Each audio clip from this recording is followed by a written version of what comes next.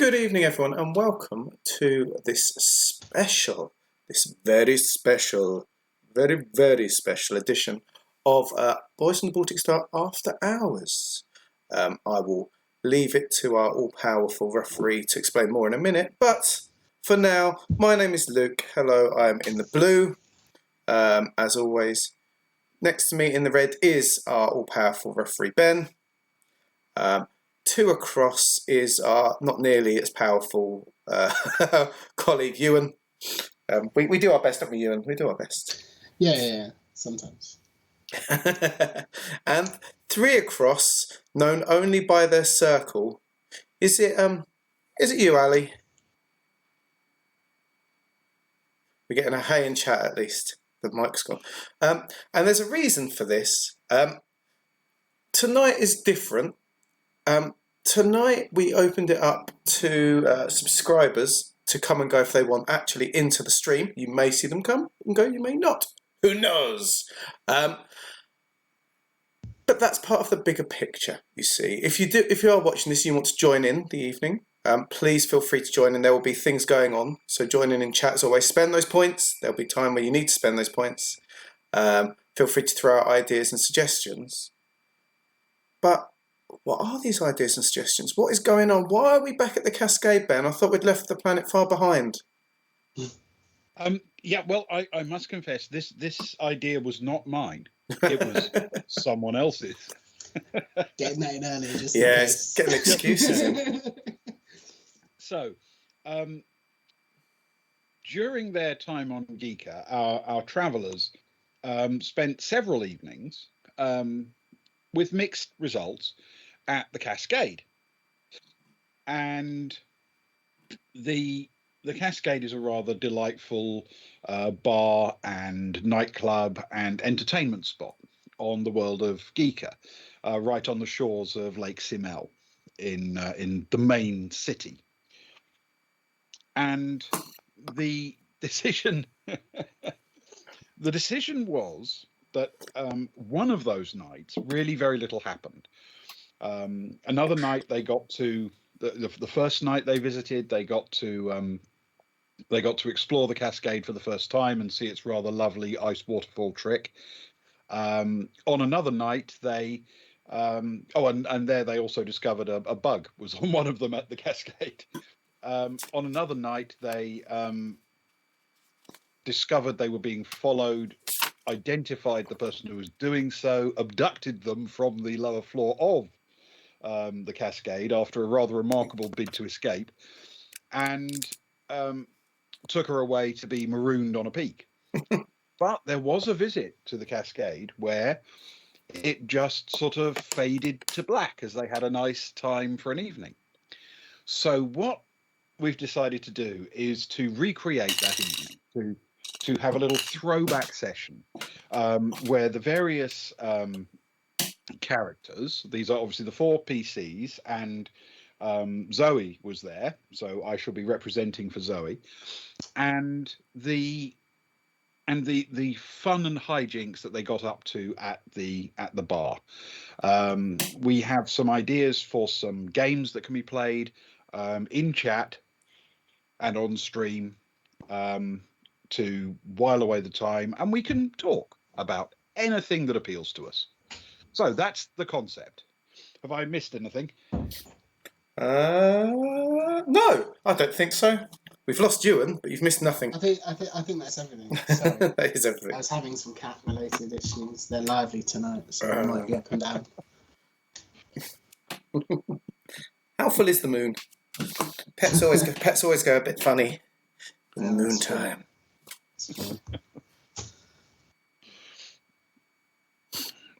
Yeah. So that is the game. What would we like to start with? A brief description of the Cascade in case people have forgotten what it is or what its relevance is. Oh, I could always do with one of your descriptions of the Cascade, Ben, just because you love it so much. It's a wonderful place. This is a place that I designed because it's a place I would love to have as my local. So broadly speaking, the Cascade is a bar and club on the shores of Lake Simau. It's built and gets its name from the fact that it's built underneath a waterfall that runs off an elevated peak on one side of one of the islands and then plunges past the sort of opening that it has onto the lake. The other side of the waterfall, out on the lake, there's a sort of jetty for boats, and that jetty curves around the waterfall on both sides to bring up to a sort of shallow beach at a sort of cave entrance, which leads you in from the lakeside. That's not the only entrance into the club. There's also an entrance from the shore side. The main entrance from the shore takes you into an entrance lobby and then into a sort of a choice that you have to either keep going towards the lake shore or to go upstairs. Upstairs there is a large balcony which has a stage built against the wall, the sort of shore side of the stage, with music fans that can sit in the balcony up there, out right to the edge, overlooking the waterfall, and can have music played at them from the stage. On the ground floor, there are 2 bars, one each side, and a scattering of tables and arrangements, so you can sit as close to the water or as far from the water as you want. Depending on how warm your day has been and whether you're looking forward to this very natural form of air conditioning. So that's the layout of the Cascade, and that's how it gets its name.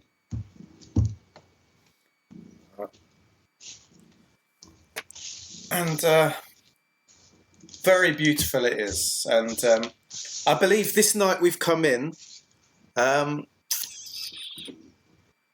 We came in the boring way, if I remember correctly.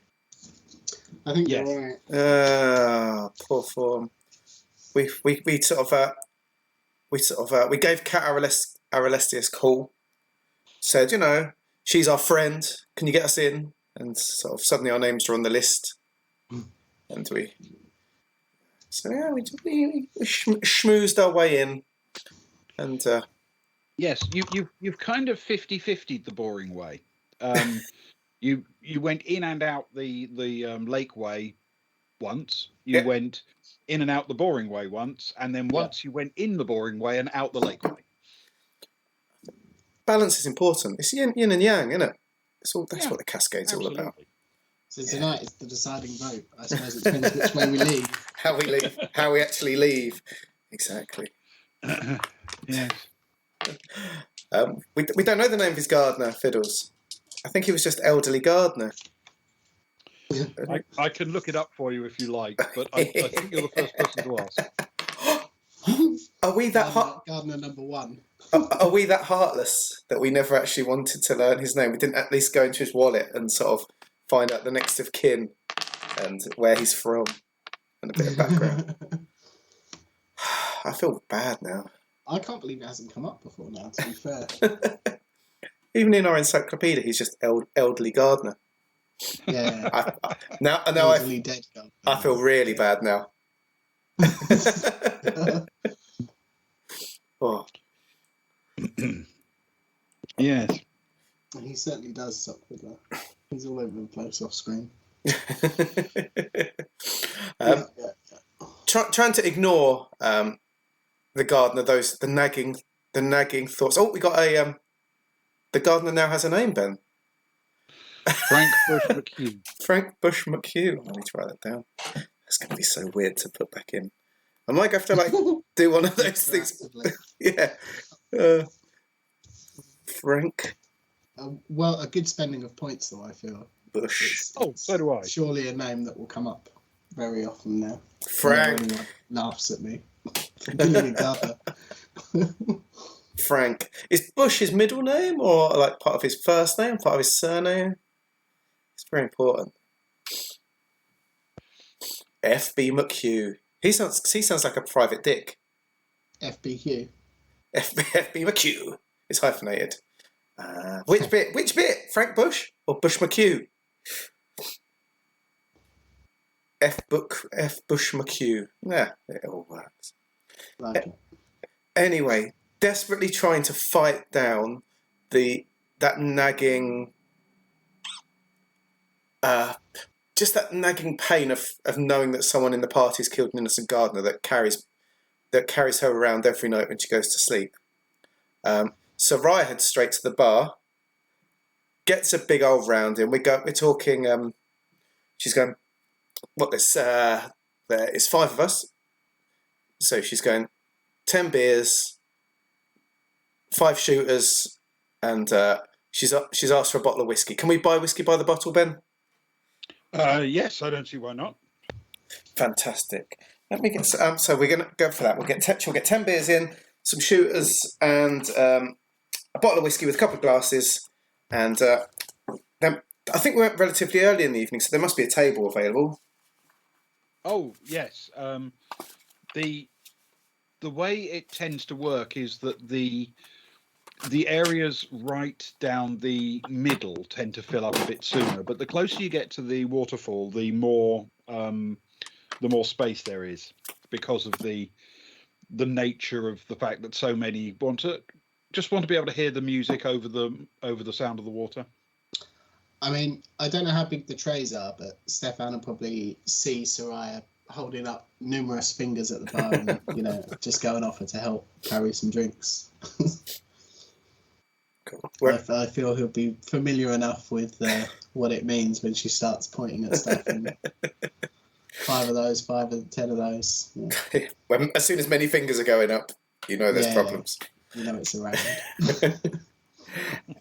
And so Kara will drag Agnar and Zoe to a table away at the side, towards the waterfall. A nice, we can sort of see onto the beachy area, but also, see into the main room and get that vibe going on. A lovely evening. Cool. Yeah, do that.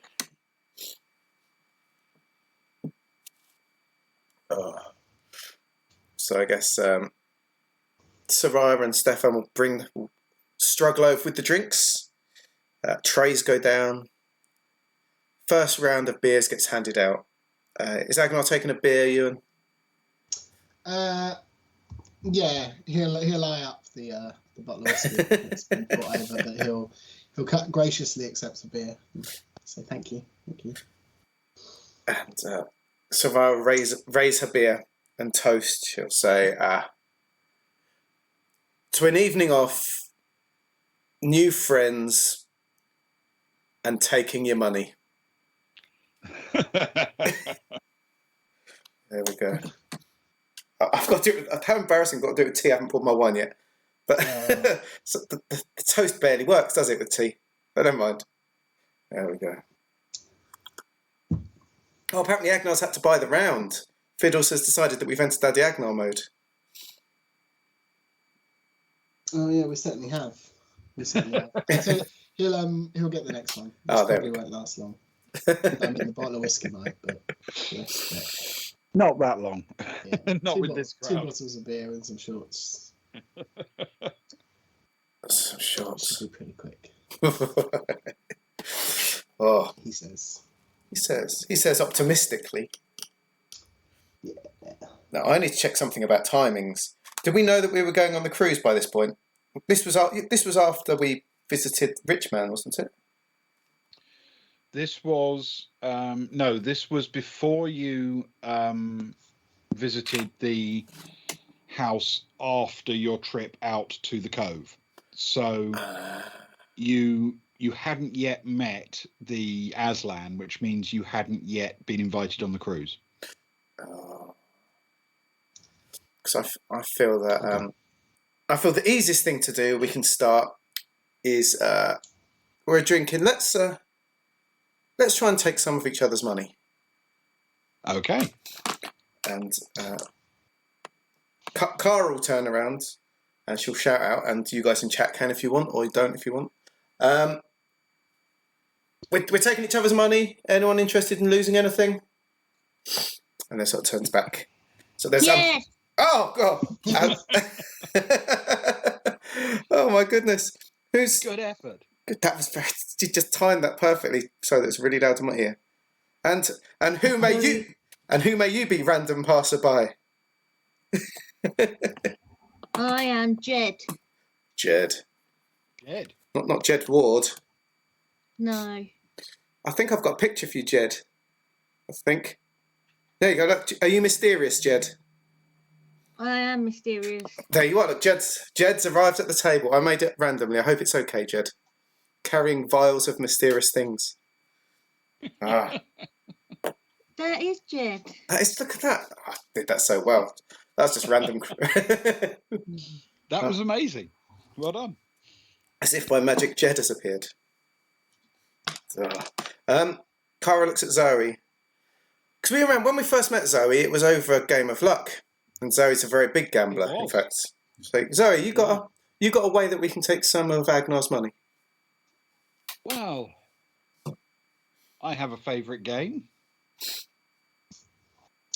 Agnar will just say, well, it's been such a long time since we all sat down and had a civilized conversation. I don't see why we should break tradition and just get drunk and gamble. Well, this is an old Zodani game. And like most Zodani games, it's designed to be proof to any psionic influence. In other words, everybody knows who's winning all the time. They just don't know who's going to win. It's called Tetrarch. So if anyone's interested, we can play a game of Tetrarch or two. Why not? Why not? Let's make it interesting. Before I agree, I was very upset about civil this conversation planned. we were going to talk about opera, classical music, fine whiskies. What are the rules? The rules of Tetrarch are really very simple. It starts with table stakes. Everyone puts in an amount of money to get going. So imagine everybody at the table puts in 10 credits. Then essentially you try and win credits out of that table. And when the credits are all gone, the game's over. And whoever's won the most, obviously, is the winner. But everybody has a chance to win some credits out of the pot. The way you play is very simple. Every player rolls 2 dice. And they can show everybody what those dice are. In fact, they're required to. There's no hidden numbers here. Nothing you can mind read or anything like that. Okay? Broadly speaking, what you're after is pairs of numbers, trios of numbers, fours of numbers. And once everybody has rolled their dice, anybody who wants to play, we roll this die here, the white die.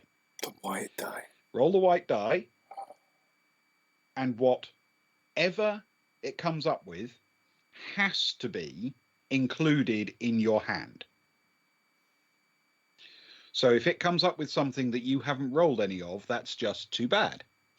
On the other hand, if you roll double 6 and it comes up a 6, that's brilliant. If you see what I mean. Yes.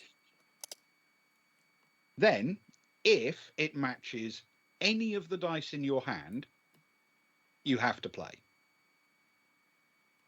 Have to. But you can play anyway, if you choose to. Even if it doesn't match any you have. Then finally, we roll this die, the black die. Ooh. You do not have to include this one in your hand. And whoever's got the best, any way they can assemble from their own dice and the white and the black one, including the black one, wins a certain number of credits from the pot. The number of credits are the points value of your scoring hand. So in other words, if you win a hand with 2 6s, it's worth 6 credits out of the pot. If you win a hand with 4 1s, which is brilliant, you still only get 1 credit out of the pot. Oh no. because it's only 1 as opposed to 6. If you choose to enter or are forced to enter and you don't win, you have to put in an extra credit. Everyone clear? Just like you just put 1 credit in, you mean? Just 1 credit in to add to the pot. Okay. So when you're in, it's 1 credit. If you win, you get credits If out. nobody has a pair at all, then the hand goes to the person with the highest die value. Yeah. Even if it's just 1 of. And if it's split between 2 people who are inseparable, no matter how you count back, even if they both had, say, if they had 2 pairs, but they were both, 6s and 1s, then there's no way of separating them. Then they each get 6 out of the pot.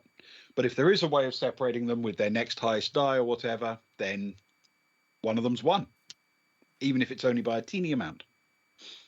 So there you go. I think I'll get the idea, and I'm sure I'll learn the rest as we go. It doesn't sound too complex.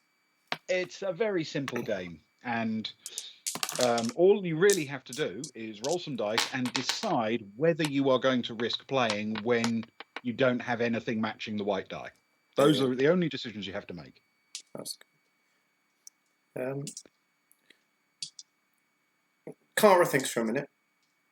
She looks at the mysterious Jed, who seems to be levitating just above the chair in the mysteriousness, and looks at Agnar, looks at his bulging wallet, and says, "Let's make this more interesting. Let's go.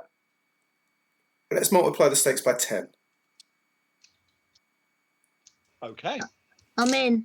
There we go. You're in for 10 per point. 10 per point. Winner, winner. Okay. Bacon dinner. Jed has no idea what's going on. Do you Quite have? simple. Does Jed have 2 dice? Which dice? D6s. If you've just got the 1d6, you can roll it twice. Okay, I got 1. As Jez says he has no idea what's going on, Stefan suddenly becomes his best friend. Right. There is, however, one more rule, which we might call a house rule. Oh. Because it's a Zodani game. Oh, here we go. We need to be drinking a Zodani drink. Okay. And so what we're going to do is see if this bar can knock up a round of storm clouds for us. Oh, storm clouds. What's in a storm cloud? Well, I'll tell you, because otherwise you won't know. I have to go and look in my kitchen.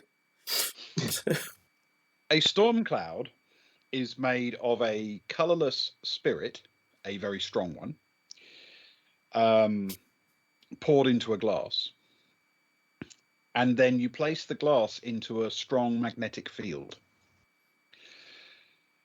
Onto the top, you pour a Zodani alcoholic drink called Ben Mag Rockthol, which is made of 2 different ingredients, one of which is sort of purple in colour and one of which is grey-black in colour. And then when you pour that in, the purple part sinks through the glass, producing a slowly purpling drink. And then you turn off the magnetic field. And the magnetite component starts to mix, but it mixes in this weird tendrils firing through the purple, giving a very intense looking, very artistic looking drink. And eventually, when it finally clears, the 2 mix together with the clear spirit you started with leaves a very pale blue colour for the final drink that you actually drink. So it's a show as well as a drink. Oh, like the clouds have moved away. Agnar will stand up and say, right, I'll get the drinks in. Someone sort out the dice. Storm clouds. How many do we need? They sort out the dice. I'll check which ones are weighted. Yes, no, pick my dice for me, Cara. Get some good ones. I will. She'll start running her hands over the dice and sort of, as if she knows what she's doing with them. Yeah. How many storm clouds? Zoe will definitely have one. I'll start with one. Both Soraya and Cara will both start with one. It's fine. Jed? Jed will have one. Wonderful. So Agnar will go up and he'll get 6. 12 storm clouds. Can I make it a home out of red wine and tea just for the full experience? I think it would be challenging. It's made of a mixture of bentorite and magnetite filtered spirits with a third spirit. So it's quite strong if you think about it, because it's basically 3 50% alcohol spirits mixed together. Oh, that sounds like a drink that we've all had before in the past, actually. It really does. Okay, cool. I've picked your dice out, Agnar. I've got some particularly lucky ones. They whispered to me. They whispered into my ear the luckiness. Okay. I bonded with them. All right. So in that case, Agnar returns with the drinks. By the time he's brought them back from the bar, the purple is beginning to mix down into the glass, and over the next 30 seconds or so, it becomes sort of an even purple color underneath this very dark layer at the top. And then bit by bit, as the concentration changes, these tendrils of black shoot down through the purple.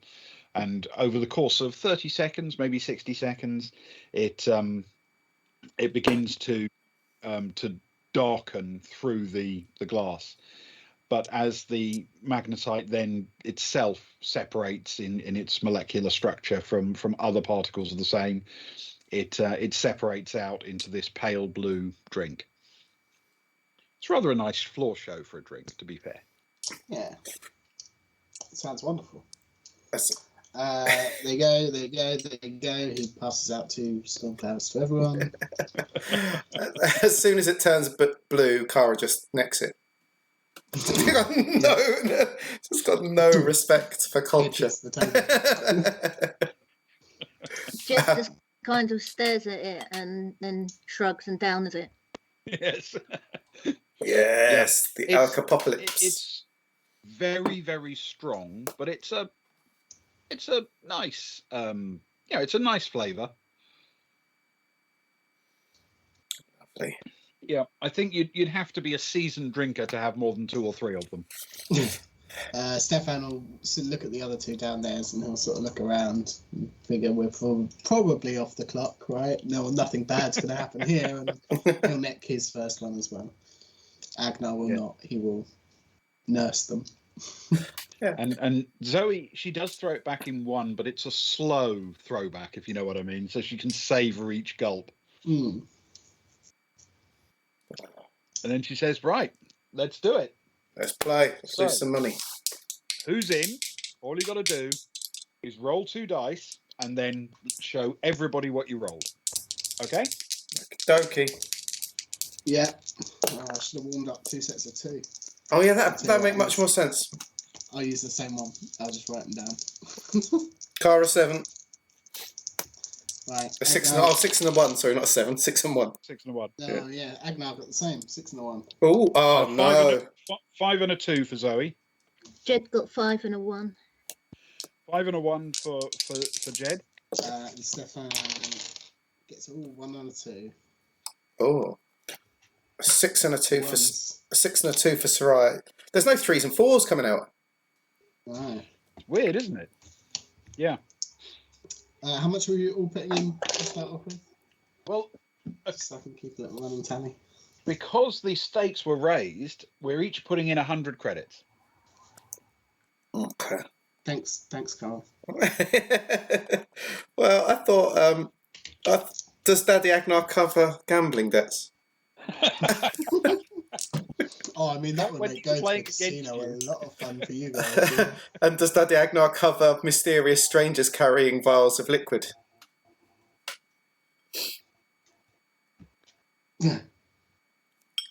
Yeah, he certainly does not. He'll buy their drinks for them, though. Yeah. Fair enough. That's good. Seems fair. Well, Fiddles has redeemed Daddy Agnar mode, so I think that seems fair to buy Jed's drinks. There we go. Keep a running total on the bar tally, then. I'll pay it off at the end. Seems like Fiddles has got a lot of points to spend. I need to make Daddy Agnar mode a little bit more expensive, I feel, otherwise we'll be doomed. I'll never be able to buy anything nice. So if anyone in chat would like to play, Yeah, even just for fun to play along, roll 2 dice and put in chat what you rolled. yeah, we'll keep track of your credits as well if you want, and then we'll send the debt collectors round. Saving for Ben's night. Oh God. Oh, Fiddles is rolling in Discord. Excellent. Fair enough. Okay, right. Time for the white die. Now remember, whatever this comes up at, you have to include in your hand. And it's a 2. Wonderful. Fiddle's got a 5 and a 2, I think. Is that right? Yeah. So does that mean everybody with a 2 has to play? Yes. Everybody with a 2 has to play. Yeah. And Hey, and anybody who Shazia. doesn't have a 2 of any kind, either a single or a double 2, can choose to play if they want. Yeah. And when the black comes up, that is included in a hand. If you like. You don't have to. Yeah. You have to include the white 2, though, whatever it was. Oh, thanks, Fiddles. Fiddles has gifted a tier 1 sub to Shazia. Shazam to Thank you. Shazia. That's so kind of you. Oh, Bamo, Thanks, you. Fiddles. That's good. Shazia, I'll need to get your email address at some point, so I need to send you off a PDF zine for you as a gift for a tier 1 sub. Yes, so in essence, that means that Jed and Zoe are definitely in. And so is Sock Fiddler. And Soraya's definitely in as well. Soraya's definitely in. Fiddles. Soraya got a 2? Yeah, she got 6 and a 2. Yeah. Fiddles, I'm going to need a name. We can't just call you Fiddles. That's not very canonical. To be fair, it's a name that's silly anywhere, so it's no sillier there than it would be here. That is true. It's valid. Stefan's definitely in because he got 2 as well. Agnar will fold out, I guess. Okay. All right. So black die's coming. And it is a 2. Oh, yes. Which means, Ooh, I think I'm right in saying, only one person's got a 6 and a 2, haven't they? That is Soraya has got a 6 and a 2. Has anyone else got a 6 and a 2? No, Stefan got the 2 and a 1. Right. Then there you go. So everybody else loses and puts in 10 credits. Yeah. Does that not include Agnar because he dropped out? Is that how that works? Not include Agnar. Agnar does not have to put in 10 credits. Yeah, perfect. Oh, yes, so 20 credits for me. That's wonderful. Fiddles, I'm a bit upset there because I got quite excited that Colonica Debris was a socialist of the Outer Rim, but now they're a socialite. I quite like the idea of being a socialist of the Outer Rim. Yeah, me too. Is Colonica Debris, is that I've got a male and a female-ish character to put up. Would you like a female or a male for Colonica? I can add them to our little pictures while I take up my 20 credits. Cross off those dice, those crummy dice rolls that won me nothing. Here you go. Agnar sips. Sips and starts nursing his stormy drink. There's Colonica Debris. Loves a bit of the cabaret. was getting that vibe, so there we go. Oh, nice. There we go. So Nice. all right, little band of gamblers now. This is lovely. Right. So Soraya picked up 20. This is great. And the rest of you lost. Ha! Yep. Which means the pot is now at 730. Okie dokie. More. Okay. All right. Round 2. Shall we? Why not? That's a very, very good choice for Colonica Debris. It's just it screams a socialist socialite. There's red there, but there's also the sort of the floatiness of a socialite. Oh, good rolls. I've now got a 6 and a 2. got a Oh 6 and a 2. Oh yeah. This could be very good or very bad. Zoe. Cara 5 and 5. Ooh. Zoe got a 4 and a 4. Ooh. Jed's got a 1 and a 3. A 1 and a 3. 1 and 3. Jed. That's not good for Jed. Oh, Stefan got a double 2. Oh, in the game. Double 2. The doubles are always in the game. Doubles are well worth having. Oh, Shazir, thank you. I've messed that up before. I will change that. Sorry, carry on, everyone.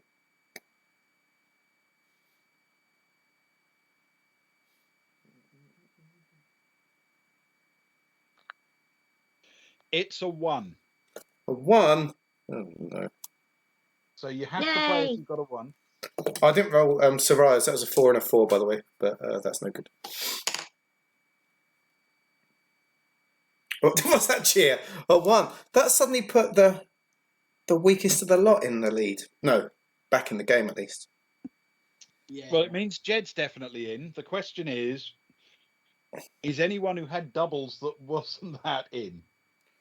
Oh, it's got to be. I am. Stefan's in. Yep, Colonica is definitely in. Stefan's in. Yeah. Both of mine are in. What with a 5-5 and a 4-4? I think they've got to be in. Zoe's going to sit this one out. Jed's in. Out as well. Jed's in. There's a lot of in here. It's there we go. There's a lot of competition. And it's a 1. Oh no! So Is that true? that's Triple trip ones. ones with a 3 for Jed. Oh, Yay! heads. Chut. Stefan just taps his beer to. Trip ones with a 3 for Colonica. What? This is the last time we let all these outsiders gamble with us. Taking all their money. Taking all our Is that what money. you're saying, Ben? Who wants to lose their money? So anyone who's in apart from those 2 has to pop in another 10. Yeah, that'll be Stefan.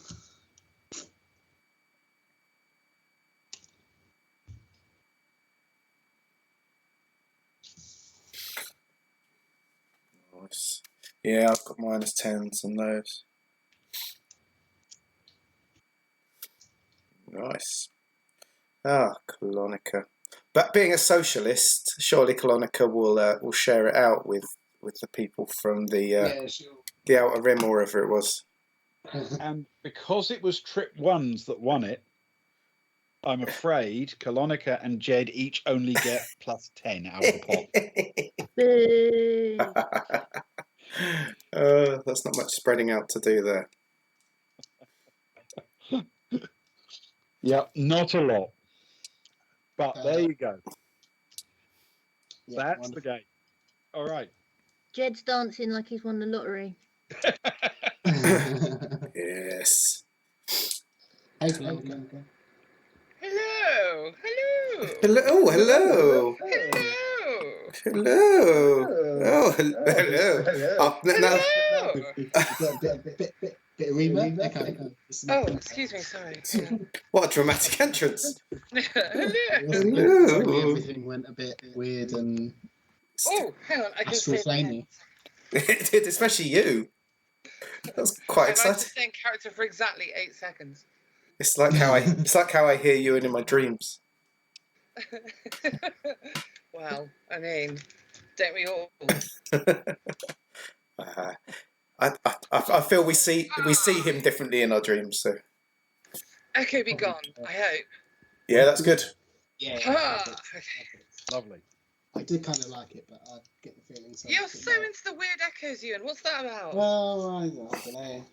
Yeah, you've got some weird There's nothing wrong with weird echoes. horror fantasy fetish here, I think. You wouldn't be the first. That's a lot. Not gonna lie. Okay. So next round, everybody roll 2d6, please. How much is in the pot, Zoe? 720 right now. Oh, that will buy at least my cigarettes Yeah. and 3 school children's scholarships. Cara looks at the socialite and says, why don't we do the winners get hundreds instead of tens? Let's up the ante. Bear in mind, if you had to split a pot between 2 people who'd scored on 6s, that would be 1,200 coming out of it in a single hand. I see the confusion. Okay. How about if we okay, we'll stick to tens then, I guess. Monica just winks at Agnar. She just winks. Oh no. Hello, Okay. Daddy. Hello. So everybody, 2d6. Yep. Sixes. 4 and a 2 for Stefan. 5 and a 3 for Jed. 4 and a 5 and a 2. 3 for Jed. 4 and a 4 for Cara. 6 for Zoe. 5 and a 6 for Zoe. And a 1 and a 3 for Ragnar. And a 1 and a 3 for Agnar. Oh, and a 1 and a 3 for Soraya. Excellent. And a 5 and a Okay. 2 for Colonica. Yeah. Bravo, dear boy. Bravo. Etc. I don't know why she's suddenly really Etc. posh. She's one of those champagne. So champagne socialists. And the white die. I could Is just a ignore 6. this. Oh. A So you have to 6. play if you've got a 6 in your hand. Oh, that only helps one person. Yes, Zoe has a 5 and a 6, so she's in. So the question is anyone else in? No, I'm going to light my cigarette out of this ridiculously long cigarette holder and tap my ash into a passing waiter's tray. Thank you very much. Thank you. Thank you. Both of mine will drop out. Stefan will Jed, sort of. are you in or out? You've got a 5 and a 3, remember, and the magic number is 6. No, Jed's going to drop out and he's just mesmerised by Agnes' hair.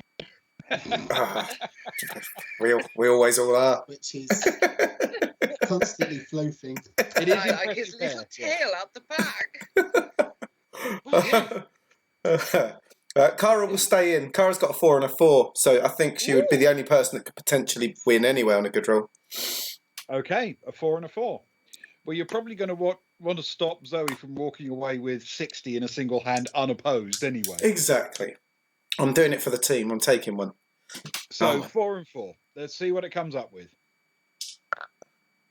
It's a 1. Wow. That doesn't help Zoe at all. I don't know if it helps Cara. No, I just end up with a double 4. That's what I ended up with in that hand. Okay, then Zoe with a pair of 6s walks away and scores 60 out of the pot, Cara's putting 10 in. and Cara's putting 10 in. But that's okay. It's for the greater good. Absolutely. The pot has dropped to 670. Oh. Can't buy a decent pair of space boots for that. Good Lord. Okay, there we go. Next hand. Right, here we go. Right. Get some better rolls.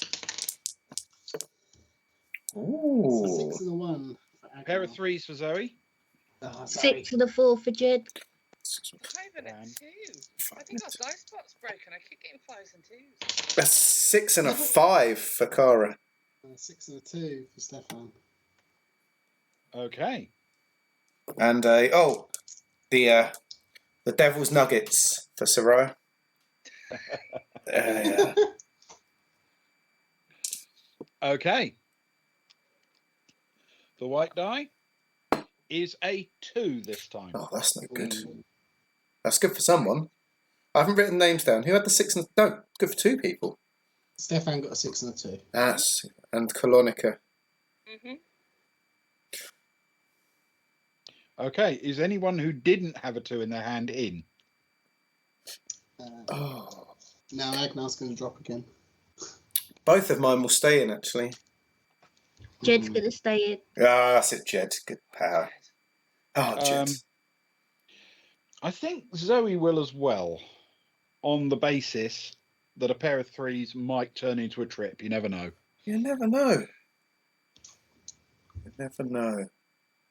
Always possible. How do Okay. I raise the bet for the next round? Oh, well, it would have to be discussed before the hand what Oh, you okay, wanted to excuse put me. in. It depends how. I'm very new in these parts. Depends how big your wad is, Colonica. Well, one doesn't like to boast. No, Stefan it's a downs his second 5. drink. A 5. Ooh. Hello. That's good news from one of mine. Hmm. It's good news for So Colonica, with your isn't it? dice and a Oh, 2 and yeah. a 5, and you have to use the 2. Remember, Oh, you have to use the 2. Oh you no. have to use the 2. As my hand of 4. Oh no. So, is anybody in who has a pair of 2s? Mhm. Then it is Colonica's. Oh no. Stefan will chuck Sorry, another 10 darling. in. Oh no.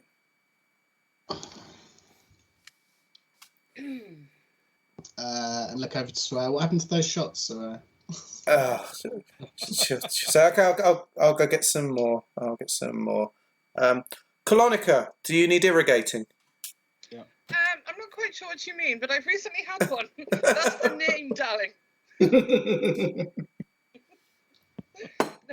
Kanika's going to give you her winnings from this round so that she can contribute towards the drinks. Okay. Very Well, yes, kind. Colonica has walked away with 20 credits for this round. Wow, I mean, she's really going big on this one, but yeah, she's a good socialist. Give what you have. Yeah, That understood. might get us 6 shots, I would imagine. Soraya grabs the credits and heads off to the bar for them. So who's up for the next? Cara will. Soraya's at the bar getting the brightest blue drinks she can find. Okay. Agnar will go with her because it's Daddy Agnar, so. Oh, he's yeah. player, Oh, of course. and he'll let you do whatever you want with the 20 So credits. Zoe rolls a 4 and a 2 this time. Cool. Jed's in. Yeah, Stefan's in. Yeah. Yes, sorry. Ooh, double 4s for Stefan. Oh no, that's Oh, not I've got a Slightly roll. harder to make out. Yeah. But I have Four What and did a Jed 5. get? What did Jed get? Ooh. A 4 and a 5. A 4 and a 5. That's I good. keep rolling the same as you. 4 and a Okay. 1 for Cara. 4 and a 1. All right. Oh, there's a lot of 4s in there. Mm. Yep. So only 5 in this hand, and away we go. It's a 2. Oh. Oh. How unlucky, ducks. How unlucky. No one's got a 2. Okay. So Zoe has to be in. Stefan will stay in. Okay. Cara will drop out. Jed will play. Okay. Colonica's going to drop out and smoke another cigarette into somebody else's glass of water. Fair enough. She's getting through the fags tonight, she? Sorry, cigarettes none for of us drink American. water. For American, sorry, I'm so sorry. They're And it's a herbal. 6. The herbal. Mm. Oh. It's a 6. 6. So a 2 and a 6. Zoe has 1 pair of 2s with a 6 high. I suspect that might be shared. Stefan's got a pair of 4s with a 6. Yes, but you can't do that with having the 2 in it. Oh yes, in which You have case he to doesn't. include the 2 in your hand. So you'd have needed a 2 to come up to get 2 pairs, basically. Yeah, so he's got a pair of 4s. Yeah, and a 6, which doesn't count. It's it's a pair of twos. It's still no. pot. Yeah. So, and Jed obviously hasn't got anything, a 2, 4, 5, and 6. I think that's all Jed. that we're left in. That's nearly a short straight. Nah. Right, you'll drop another 10. Oh dear, I'm not done into well the out. pot. Not done well out of this pot at all. You've noticed that as you turn around, you've noticed that Savara has vanished out of the Cascade into the night briefly, Ooh. clutching a credit chip with 20 credits on it. Aglar comes back with a round of drinks. Excellent stuff. Okay. One more turn. One more. Let's finish it up with a win. Right, Try it with a win. not for Zoe. So Zoe has a 5 and a 2. Oh no, not with a 4 and a 1. I'm not going to win anything. Not with a 4 and a 1, Luke, because Agnar's got a 4 and a 1. Oh, Agnar. Ooh. 3 and a 6. 3 and a 6 could be Five. good. Did we already say 5 and a 1? No. No, I don't think anyone's had a 5 and a 1 yet. Woohoo. Well, it's Colonica. I mean, woohoo, darlings, woohoo. Fucking So hell. Okay. Agnar's got 6 and a 4. A bit like what's her name from? I swear to God, if you say Rising Damp, I will hurt you. No. Absolutely fabulous. You sound like Eddie. Oh, that's quite nice, thanks. That's okay. I And mean, it's a 6 on the white die. So Nice. very good news for Jed. Yay! bravo. I used to watch old episodes of that on the holo tapes that came over from the old world. Mm-hmm. Yep. So, wasn't there someone else with a 6? Stefan's got a 6. Okay, so we know Jed and Stefan are in. Soraya is currently missing, and Zoe's sitting this one out. She's actually already had half of her money back. She's at minus 50 at the moment, whereas she started putting 100 in. She's gone off. So she's doing all right tonight. Yeah. Agnar will drop out. Okay, There's no joy to be had. Cara? In this hand. Cara is. Ooh. Cara had already thrown the dice to the floor in a little Mardy strop. She's had a terrible run of luck. And Colonica? Colonica is going to drop out, but she's going to be eyeing up the lovely tail sticking out the back of Agnar's evening suit. Well, naturally. It would be weird not to. Mm. That would be one way of putting it anyway. Right. Black die to come. Jed wants a 3. Almost anything else would be Stefan's, wouldn't it? I think so. Stefan's got a 6 and a 4. And it is a 6. So Oh. Stefan and Jed both have trip 6s, but Stefan's got the 4 to Jed's 3 as the pickup. Which means everybody who was still in, which is just Jed and Stefan, I think, are. So Jed has to put in 10, and Stefan gets to take out 60. Oh, good 4. Well done. Well, he's only 80 down now. Yeah. Oh, yeah, we had to pay in 100 credits. Oh, no. Oh, no. Where's my rubber gone? Yeah. And at that point, Zoe says, well, there's 630 left in the pot. How about we leave 30 as a tip and split the other 600 between the 5 of us who are still here? It's 120. Okay, that's good. That means I'm only 10 down for Cara. There you go. There we go. Fortunately. Well, that makes perfect sense. So I was a long way down. No, because she won 20. She's only 100 down. That's okay. That's not too bad. That's all right. For a bit of fun, isn't it? Yeah. At this point, she returns. She's popped outside. We're in sort of an area. We've talked about it before. Outside, there's a. I do remember you talking about it. There was like bars, cafes, stalls, this and that. Very much for sort of people having a night out or coming to enjoy the flava of the place. She's come back with the tackiest possible Sellville item of clothing. And I'm talking not a t-shirt, but like an accessory. What could she have found, Ben?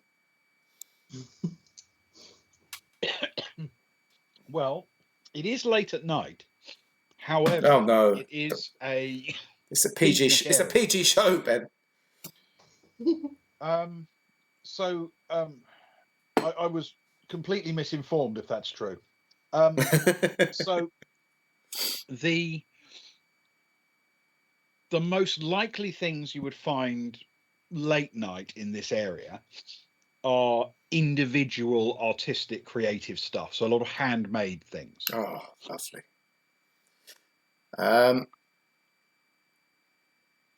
Can some is that like hard stuff, or could some of it be of like an accessory kind of thing, like a rather naive and overly colourful bow tie, for example?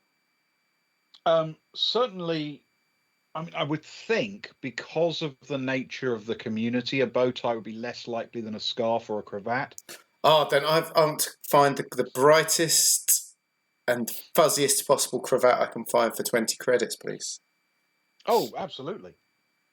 Yes, no trouble at all.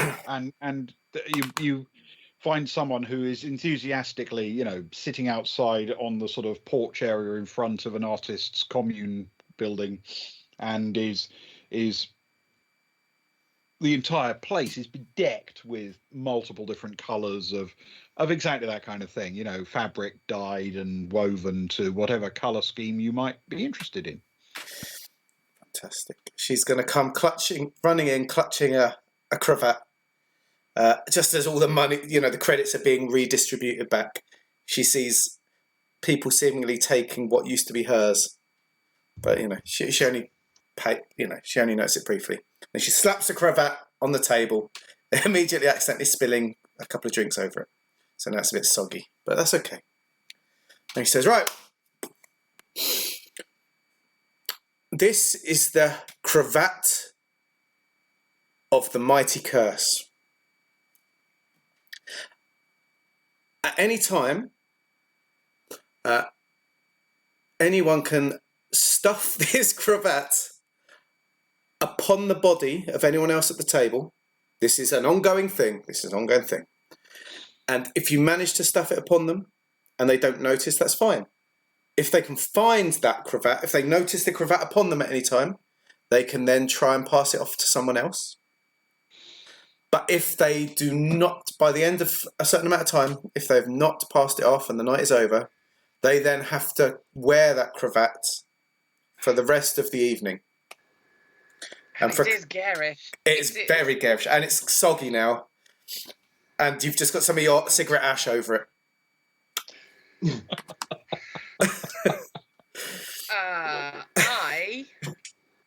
Colonica goes, "Good Lord, it's the Duke!"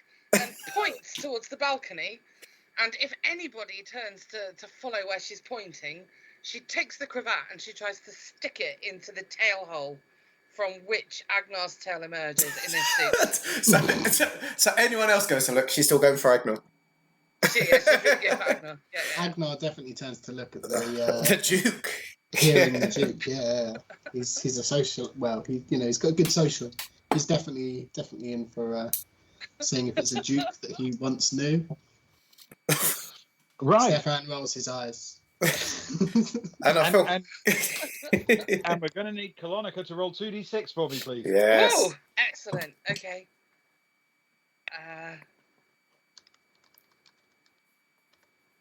As this goes on, Stefan just 7. turns to. Sorry, no, go on. A 7. What a 7. Okay. By nature, Colonica is not a stealthy person. Good to guess. However, she has a little bit of dexterity. It's all in the wrists. Yeah, this is going to be an opposed roll, however. So, Stefan, can I have 2d6 from you, please? Agnar. Oh, sorry, Agnar. I do apologise. Yes, you certainly can. I mean, Stefan doesn't have a tail hole, but you never know. Well, that's what you've told us. That is a 4. Oh, And dear. what's your dexterity? His dexterity is 2. Okay. Oh, no. Oh, +2. I thought it was just 2. So is it +2? Okay. right. So you do, in the first instance, manage to tuck it into his tail hole without him noticing. Oh, my mistake. It's Somehow. It's not the Duke. It's so foolish me. I'm so... Drinks? Anybody drinks? Drinks? Is it my round? I'll go to the bar. As this is going on, Stefan will just can he turn to Soraya and he'll say, "Is this limited to people at this table, or can we, stick it on anyone in the room?" She pulls out. She reaches inside her pocket and pulls out a greasy rag. It's something she just has with her. Say, this one can be for the others. What's this one called? This is called the Greasy rag of... the righteous rag of the Western Cape. I like it. Yes. Stefan takes it off of her. Okay. All good. The righteous rag of the Western Cape. Yes. Oh, he'll also he'll attempt to, if she's got her cash card out at any point, he'll attempt to dish her the 40 credits that he's up Oh, subtly across the table with or without her noticing. I don't know how much attention she's paying. He's not too bothered, but he'll dish her the 40 credits. It's not all of it, but there you go. Oh. That's very nice. Super sneaky. Stefan's sneaky masterclass. Oh well, there you go. That's that. Sneaky. It's a success. Yeah. But he will also find something. Yeah, wonderful. I'll take the As 40 back. soon as Veronica gets back with the drinks, Agnar, quite excited at the sound of a Duke, will just say, "Which Duke did you think it was?" I'm quite familiar with some of the upper echelons of society, albeit not in this system. Am I allowed to make shit up now? Is that okay? That's role playing, isn't it? Yeah, you said it. Come on. Anyway, I thought it was my second cousin, 3 times removed, the 4th Duke of Rolly Carnarvon. It was mistaken, though. I mean, of course, he's on holiday. He vacations out in the wind pines of. Why do I keep talking? That's with the very Van good. Cotswolds. He's a big friend with the Van Cotswolds. And, Oh, yeah, I would be surprised. It's season currently, frankly. what? To be fair, it seems almost impossible to not know multiple Van Cotswolds. Absolutely. They're like cockroaches. They're everywhere. They seem ubiquitous. They only come out at night, so you know. She taps her cigarette into a champagne flute, regardless of whoever it might belong to. While all this is going on, Tara's just staring at you wide-eyed. She's like, the 4th Duke of Rolly Carnarvon. Like, he follows. He's like one of my followers. Wow. I don't know why. I have no idea why, because I don't really do content for people like the 4th Duke of Rolly Carnarvon. But he liked my video the other night when we met Kat. Good lord. Wow. That blows my mind. It's a tiny system galaxy place. It's a small one, after all. Cara, having been a bit excited by it, looks across and she eyes Jed, the mysterious Jed. And she said, Jed, you strike me as someone with a mysterious vibe about them.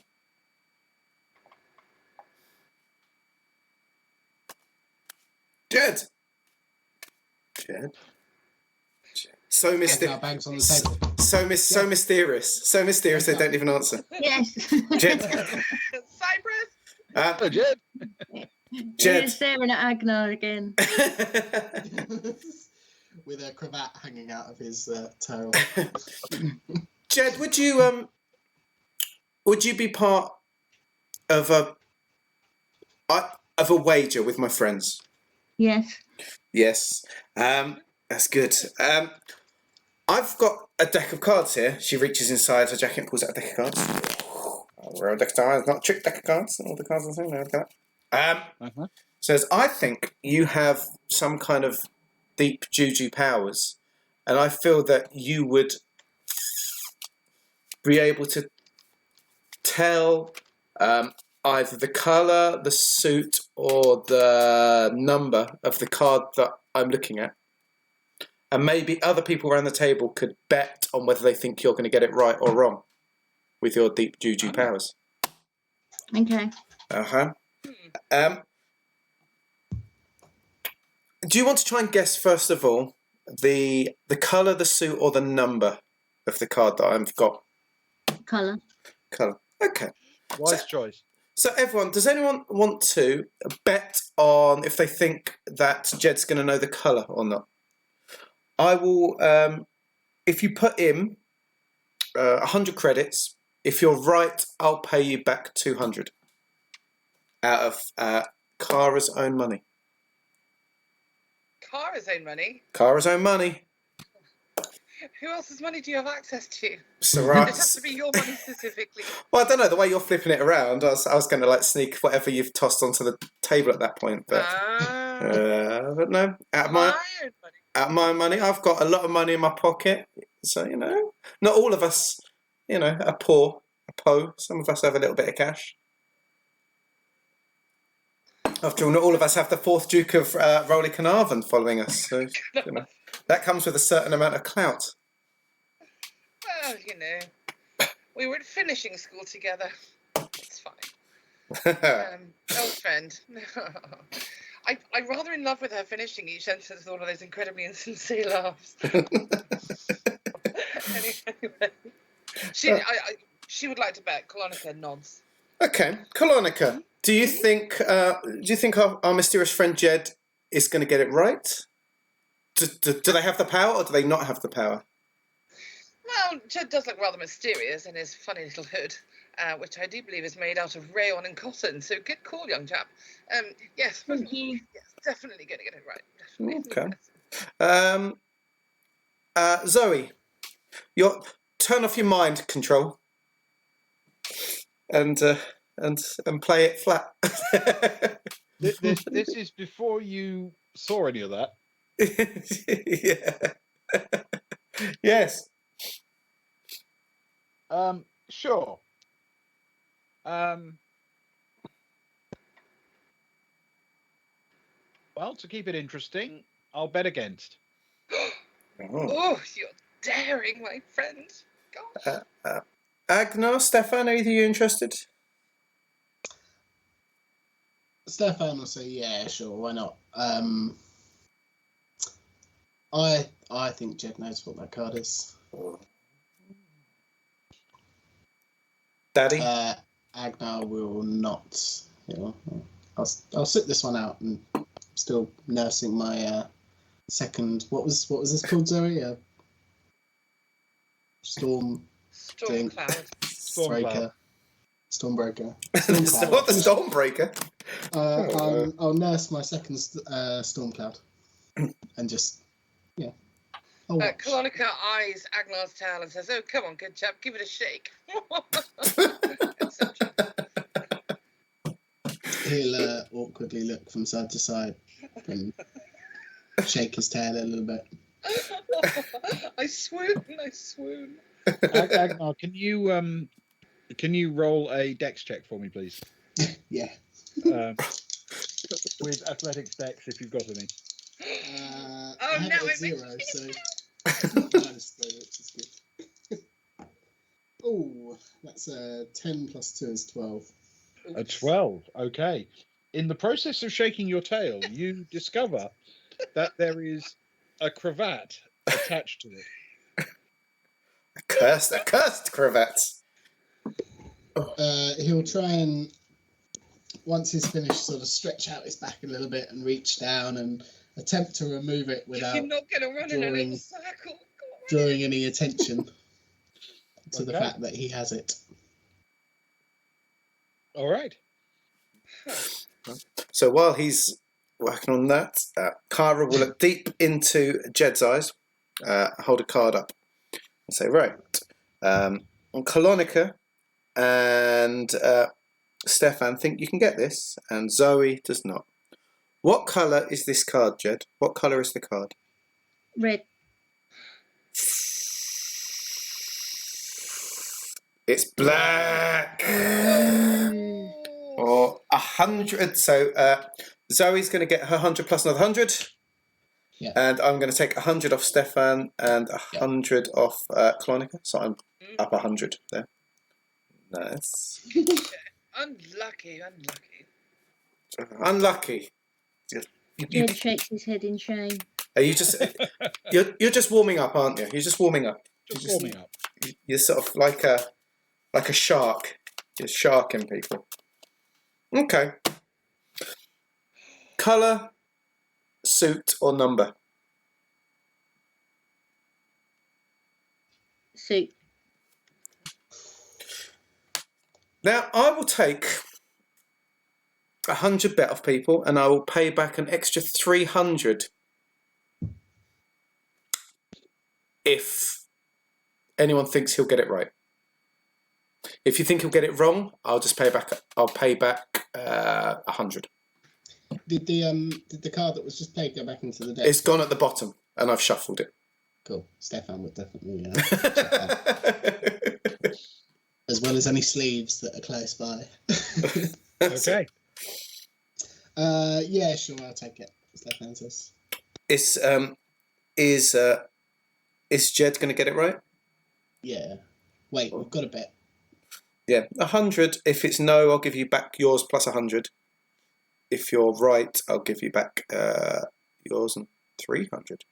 Like Yeah, if you think. Yeah. He'll say that Jed will get it right. Okay, so if he does, you'll get 300. Well, they get, yeah. Okay. Anyone else interested in the bets? I think yes. I'd like to try again. Thank you. Okay. Do you think our friend Jed will get it correct? Oh, absolutely. Excellent. I do feel like we're playing a weird version of Animal Crossing right now. You know, you have to win the new villager. I do feel like we're doing that. That's what we're secretly trying to do tonight.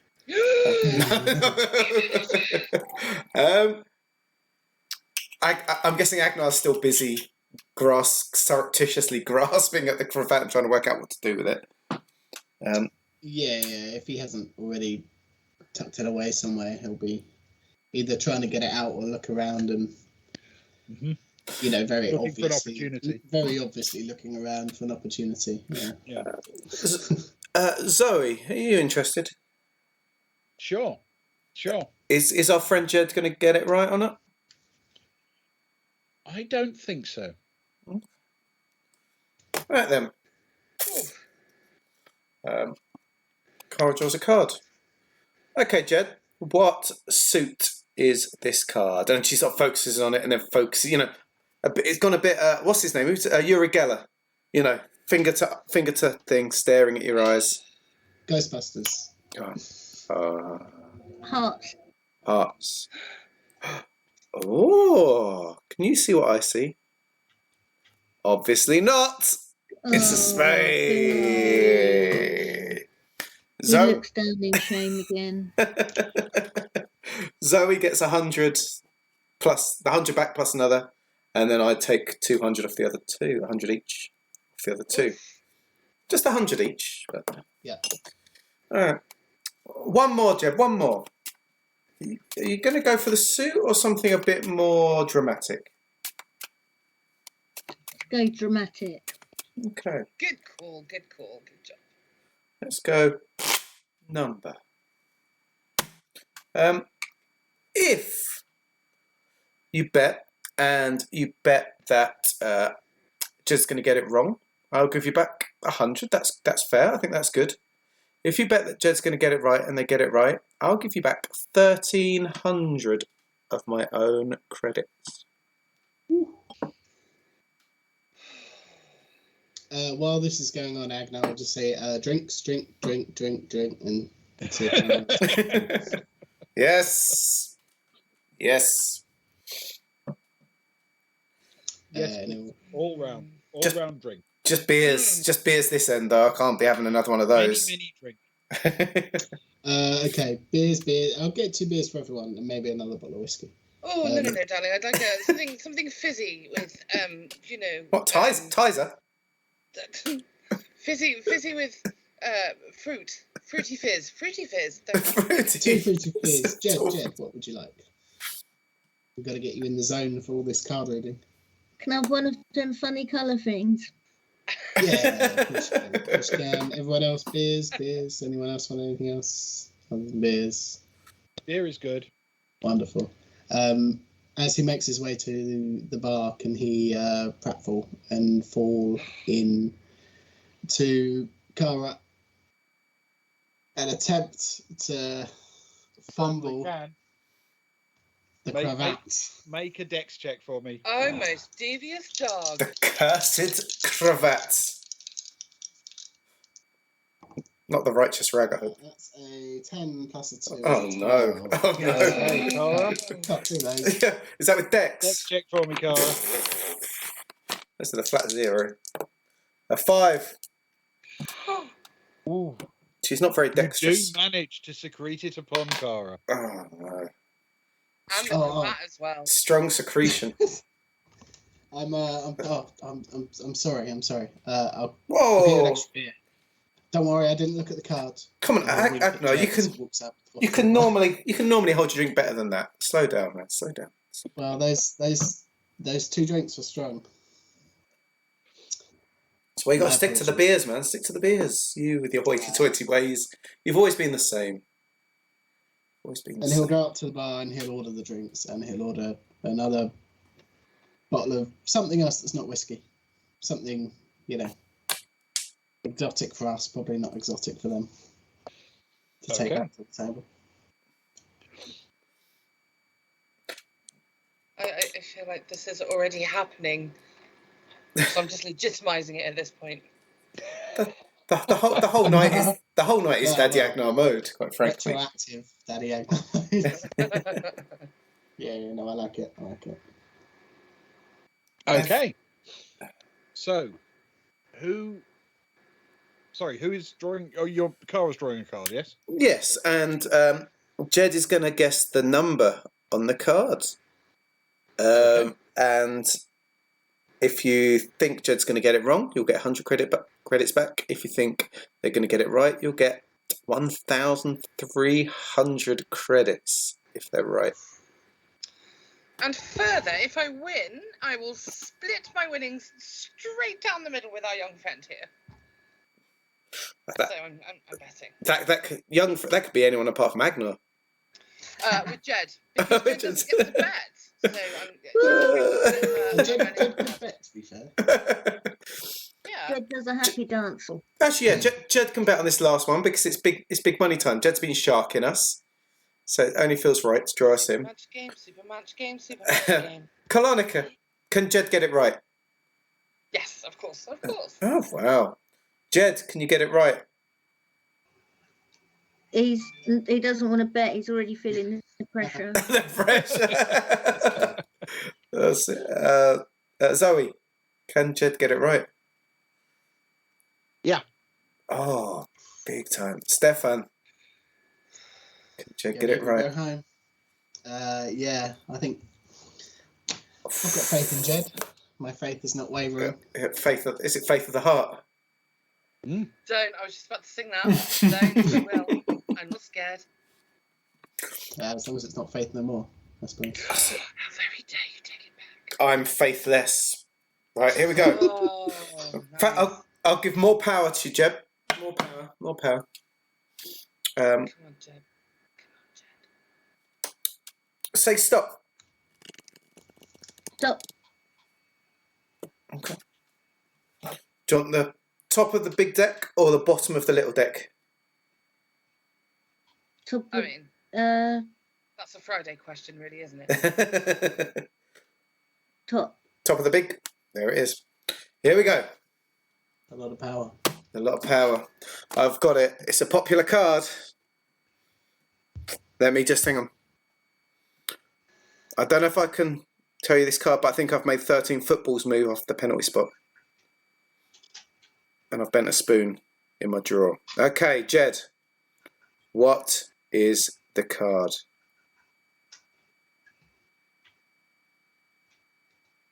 Ace. Of what? You only asked for the number, not the suit. I know. I was going to give bonus if Jed gets it right, but you've That one, that's like an upside down heart. a spade. Yeah. Okay, ace of spades. That's a very Oh, she's The gone aces. for Lemmy. Well, it is a spade, and it is the King of Spades. So, I think it's the same. so close. I'll take those 300 credits. Thank you, everyone. And I'm 600 credits up. You fools! Wow. There was no way you could defeat me. She's getting a bit smug, not realising that stupid cravat's waggling around wherever it is. She's very smug right now. I knew it. I could outsmart all of you every day. No one can get the better of I, Cara Lasker. And then she stops halfway. She's like, oh, I need the toilet. And she gets up and she rushes off to the toilet. That point. Clutching the winnings in her hand, stuffing them into... And as she's going into the toilet, she's going to be sort of stuffing some credit chips and things into her pockets. Is there a chance that I could see if the cravat is on me or not? Yeah, give it a shot. Since you are now being a bit more active and, as you say, looking for pockets and everything. Sure. It'll be a dex check, please. Yeah, which is so I'm unlikely to succeed. Oh, I did that, I think.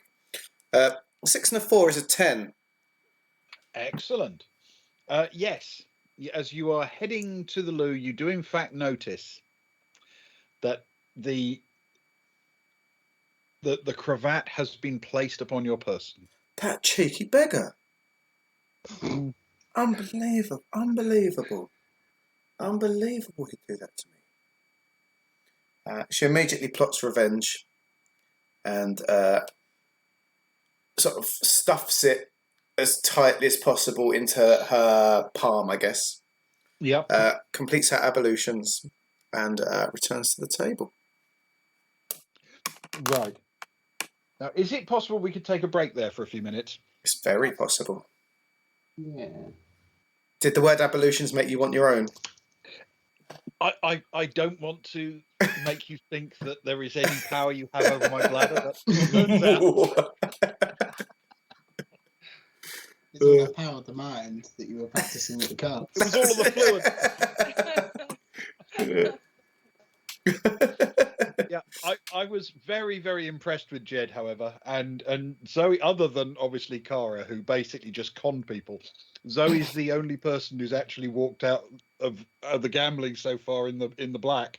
Well, that's because she's a Zidane. She can control things. Yeah. Agnar's 20 up. Oh, is he? Because, yeah, he put 100 in, he didn't win any. He didn't go in on any that he didn't have to. He took Saraya's share.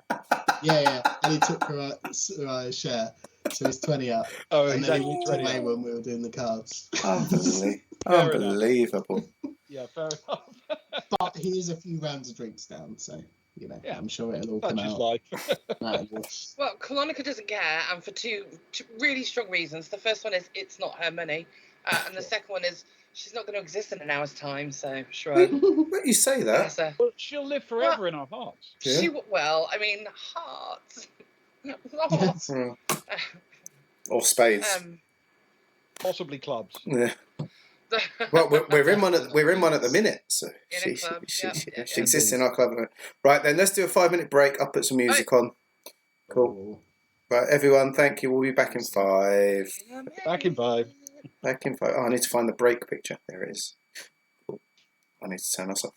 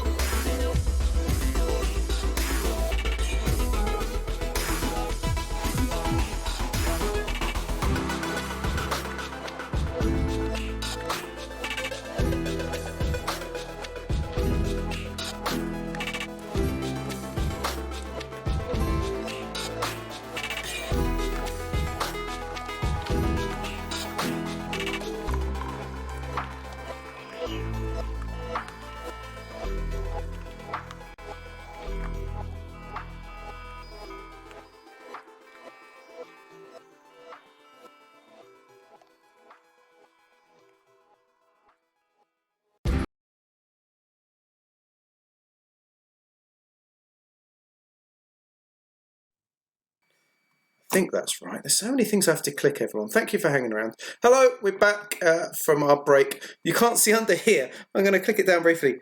There's a new face. Oh, they're under the legs. Sparrow. Sparrow's here, under legs. Nice of you to join us. You're under legs. I'll tell you what, I'll give you a character. Hang on. That's my name, Underlegs. Underlegs. It's not pronounced that way. But... There's an umlaut in there somewhere. Yeah. I've got a character for you. There they are. They're ginger, very pale skin with some goggles. There you go, and a beer. That's now you. It's Excellent. it doesn't have to be, but it shows we're busy at the table. That's me. That's me, and I'm sitting in Kara's chair. Yeah. Yes. So good luck with that. So as Kara comes back from the toilet with the cursed cravat in her hand, she realises there's some new random in her chair. Looking very comfortable. He just stretches his legs and looks challenging at Kara. Yeah. She raises an eyebrow and she starts to walk around the table the long way to find the one empty chair. And as she does, yes. Agnar stands up from the table. Now that we're all back, I know it's not usual for us to include new friends in our weekly toast, but it feels the right moment to toast our fallen comrade. Many of you may not know he was the barman on our ship. He served us well. He died very quickly in a poor series of choices by us and him. He often spoke fondly of the famous Cascade bar in which we sit. He spoke to me of his dreams to visit one day, to chisel some ice off of the freshly frozen waterfall, and to enjoy some drinks in this lovely scenery. But alas, he never made it this far. So I would like you all, if you would not mind, to indulge me and to raise a glass to the late, great Greyhill Bast. Oh, I have a beverage. Greyhill Bast. To Greyhill. To Greyhill Bast.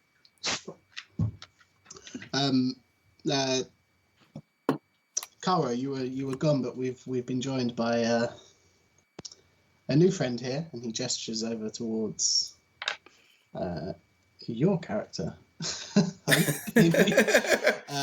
We haven't done introductions yet, as you can probably tell. I believe his name is Underlogs. Underlogs. I'll umlaut it out and add some things. Underlogs. Norwegian. I do believe Norwegian. Yes. I'm sorry, I said he could take your chair, but I'll find you another. As Agnar's up, Mingle for a bit. Carver just slides straight into Agnar's chair and grabs her bottle of beer and leans it across to Underlegs and goes to clink a bottle. Yep. Yeah. He clinks back. Just a second, I need to. There's a train. Well, as it happens, I mean, pure coincidence, no doubt. But just as Agnar finished the toast, that was the moment when the waterfall trick happened that evening, and the flowing water slowly from the top down crystallized into a sheet of ice, leading, of course, to the customary sort of oohs and ahs and a little round of applause from the assembled people, almost as if they were applauding the toast that most of them hadn't heard, of course. Agnar waves a hand. Thank you. And Clonica is quite drunk and is completely drawn in by this display, now thinking that Greyhill is some celebrity that she hasn't heard of and is eager to find out more. As she's leaning towards the sort of looking at everything going on, Kara, from her scrunched fist, will try and ease the cravat into Colonica's being. No, hang on. Into her clothing in some way or another. Ooh. Yeah. Okay. You know what to do? Yeah. 2d6 dex check. I don't have any dexterity, so let's just go with if I'm good or bad at something. 8. Sure. I've hit an 8, a 6 and a 2, an 8. Okay. An 8. 7. A 7. So you do manage just about. It's touch and go, but a couple of drinks have been had, and it's gone a bit merry the evening. So you do manage just about to slip it into her clothing without her noticing. Yes. Possibly you go down the back, because I would just think it was a chill from the waterfall suddenly freezing and the atmosphere being so electric. Oh. Yes. Oh. Golly, I had a full shiver down my spine. It was slightly damp. I don't really understand. Cara will smile and say, that might have been some of like Jed's like juju power, just reverberating across the table. He has juju power now. Do Jed? Now you have the power. Jed stares at her from across the table, raises one eyebrow. He's got the power. He's got the power. He's got the power. Oh. Wow. What a pleasure it is to have you with us, Underlegs. What brings you to the Cascade this evening? Oh, the usual, Bit of a breeze out there, not a breeze in here. Yeah. And they do a good drink. It's a nice atmosphere. There's this waterfall that freezes over while you watch. You look like a likely crowd. You look like you're having a good time. I like to have a good time. Oh, yeah. What's the game? Oh. Let's pick a. I'll tell you what. Let's pick a skill. Ewan, have you got a game? Have I got a game? Oh. When Underlog says, "I like to have a good time," you look like you like to have a good time. He winks at Carl really broadly. It's not like lecherous. It's just sort of teasing. Like it should be lecherous, but it's not quite. Okay. Cara sort of smiles and looks away quickly. He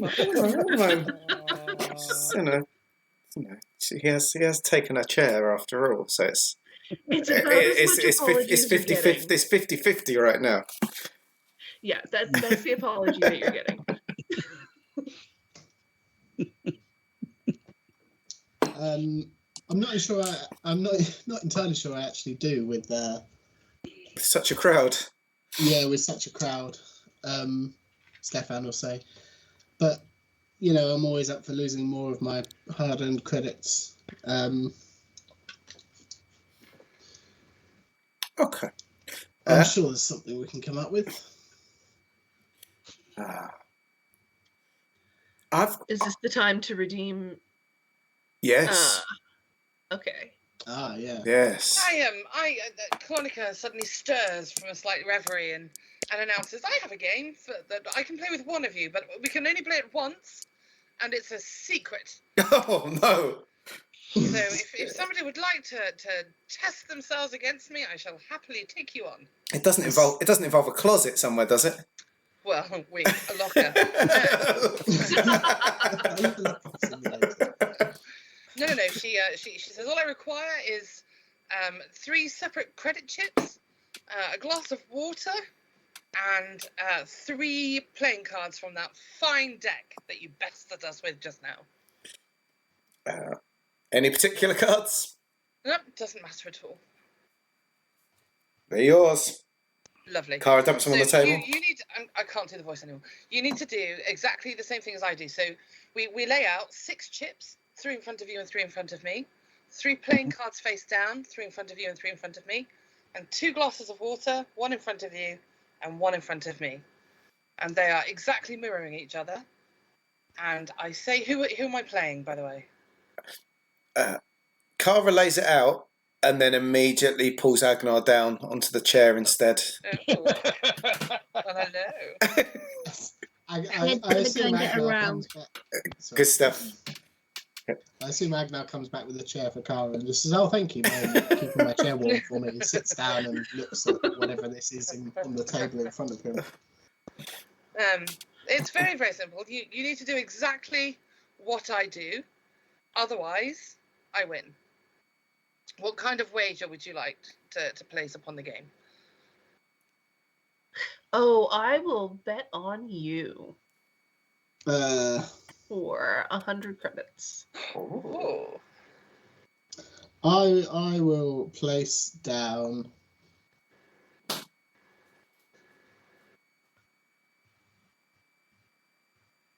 He thinks for a little while.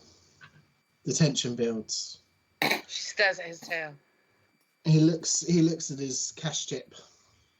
Strokes his furry face. I will place down the grand sum. 20 credits. And he looks quite chuffed with himself. The night's young. The night's young. She can respect 20 credits as a wager. That's fine. Underlug calls for another round. Pointedly looking at whichever character is only placing 20 credits. Douses her cigarette under her heel on the floor. Agnar says, "Can I have one of those?" After the game, good man. After the game. Oh, but I need to copy you. Oh no! The game hasn't started yet. So she places both of her hands on the table, either side of this stuff that she's laid out, and then she waits for you to copy. And then she nods. Are you ready, good sir? He nods. Okay. So the game has begun. You must do exactly as I do, otherwise you forfeit your place. Wait, do I have to say what you say as well? No, just actions. It's fine. Okay. So she raises her hands and waves at you, both hands at the same time. And then she puts her hands back down. She moves a card in the middle forward. Agnar moves the card in the middle forward. She moves the other two cards so they're next to each other behind it. Yeah. And she has a drink of water and puts the glass back down. And then she moves one of the credit chips to the other side of the glass. And she waves with her right hand. And then she pulls the card that she moved forward all the way back, so it's on top of the other two. Yeah. And then she chokes, she polite cough and has another drink. I don't know if was that polite enough? That's fair. It's polite for a Varga. She moves the other two credit chips to the other side of the glass now. Yeah. Copy. She picks up the glass of water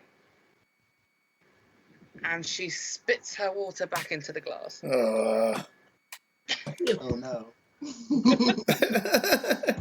I do believe so. I've bested you. Good lord. Agnar looks around and I do believe you have. Well played, sir. Well played. If I were a few more drinks in, who knows where that would have gone. Your 20 credits. She accepts the wager graciously. And I believe that's my round. Drinks, anybody? Drinks? No. The ones that Underlog ordered are probably arriving. I'm switching accents left and right on this.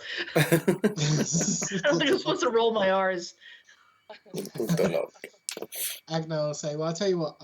There's a couple of unopened bottles here. I'll go up and get some glasses for all of us, and we can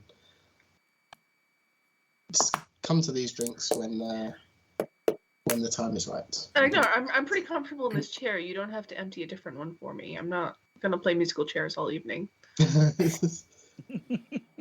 He still eyes the chair as you get up, though. Well, that's the one. That's the one that Cara slumped into when she pushed you into that one. Zoe, do you have a minute? Do you have a minute timer? Oh, I can arrange one. Bear with me a second. This will take me a moment. Cara eyes up Unterlug, and says, "Your boots. You just spilled some beer on them." He leans back to look at his boots and spills like the rest of his drink on them. like, and kind of panics, like, oh, and like kind of like sops at it really messily with like a rag that's on the table. Oh. He's had a few more maybe than you all have. It's taken a while to get the courage up to join the group across the thing. It's such a fun group for him to join from the cold He outside. wouldn't say it, but Underlog was impressed and feeling daring tonight. He loved the look of the cravat being passed around. Kara looks at the boots and says, "You've got to look after those boots, and I'll tell you how, and I'll tell you why." Tell me when you got the timer up, Ben. I've been hit. I have a 60-second timer up. What's the topic? Boot maintenance. Boot maintenance. We're very focused on ground level with these topics. Okay. Are you ready? I'm so ready. Tell me all about my messy boots. So Kara leans forward. She looks at her own boots and she looks at Underleg's messier boots. You ready for your 60? And she Tell me when to says, start. Go. Now, you need to think of a boot as an extension of your foot. You would not leave your foot to get gnarly and dirty, would you, Underleg? And for that reason, you mustn't let your boot get dirty. For many reasons. I'd say there's three main reasons for why you should look after your boots. One is visual, one is usefulness, and one is pain. Let's go into each of those. First of all, visual. You need to set a good impression wherever you go, even if you're a bum or just a sort of someone on the edge of society. You still need to be able to provide a vision of yourself that people can look at. And it's generally regarded that people look at shoes quite early on. I don't understand why, but people do. And therefore, you should always make sure your boots look okay. They don't need to look brilliant. 60. What? I've only just done one.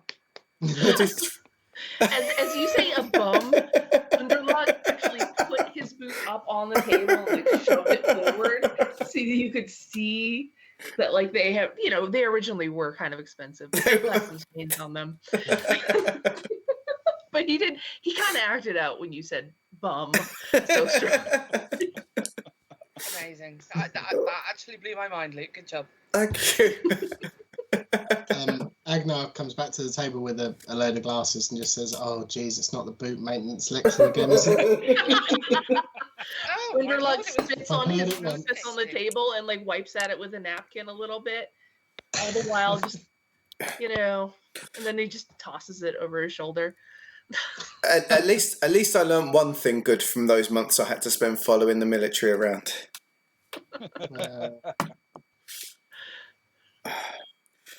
Wow. Underlog's boots are famous now. Indeed. They're beautiful boots. It reminds me of a game. It's a very dexterity-based game. Would people be willing to play a dexterity-based game while we're half drunk? I don't see why not. This is when I'm at my best. Kara says, "Right, does everyone promise they're going to play the game?" And stares at Agnar mostly. I'm in. That's good. Tries to get a vibe on Zoe, seeing how drunk Zoe is, I guess. You and Zoe? Yeah, why not? Fantastic. Right. Underleg, you in? Oh hell yeah. I'm doing great. He like takes his foot off the table in the most inefficient way possible by like lifting it up instead of just sliding it back, like lifting it up and swinging it over the side of the table to get it back under. Fantastic. Kenny Everett right now. Anybody else on the Kenny Everett thing? Underleg did do it in the best possible taste, to be fair. Colonica, I don't want you to think of us as base, but would you be interested in joining us in a dexterity-based challenge? Oh, I'd most definitely love to. Yes, of course. Yes. Thank you so much. Kara looks round. Mysterious Jed. Is Mysterious Jed around? Is Jed still Yeah, at the bar? Jed's in. Jed's in. Fantastic. This is how it works. And you're promised. Kara pulls both her boots off. Says, right, you'll need to take both your shoes off. Okay. We don't have to clean them, do we? No, we're going to have says was debooting. Colonica puts on the table some very expensive but surprisingly well-worn shoes. Under puts his foot back up on the table to untie his boot.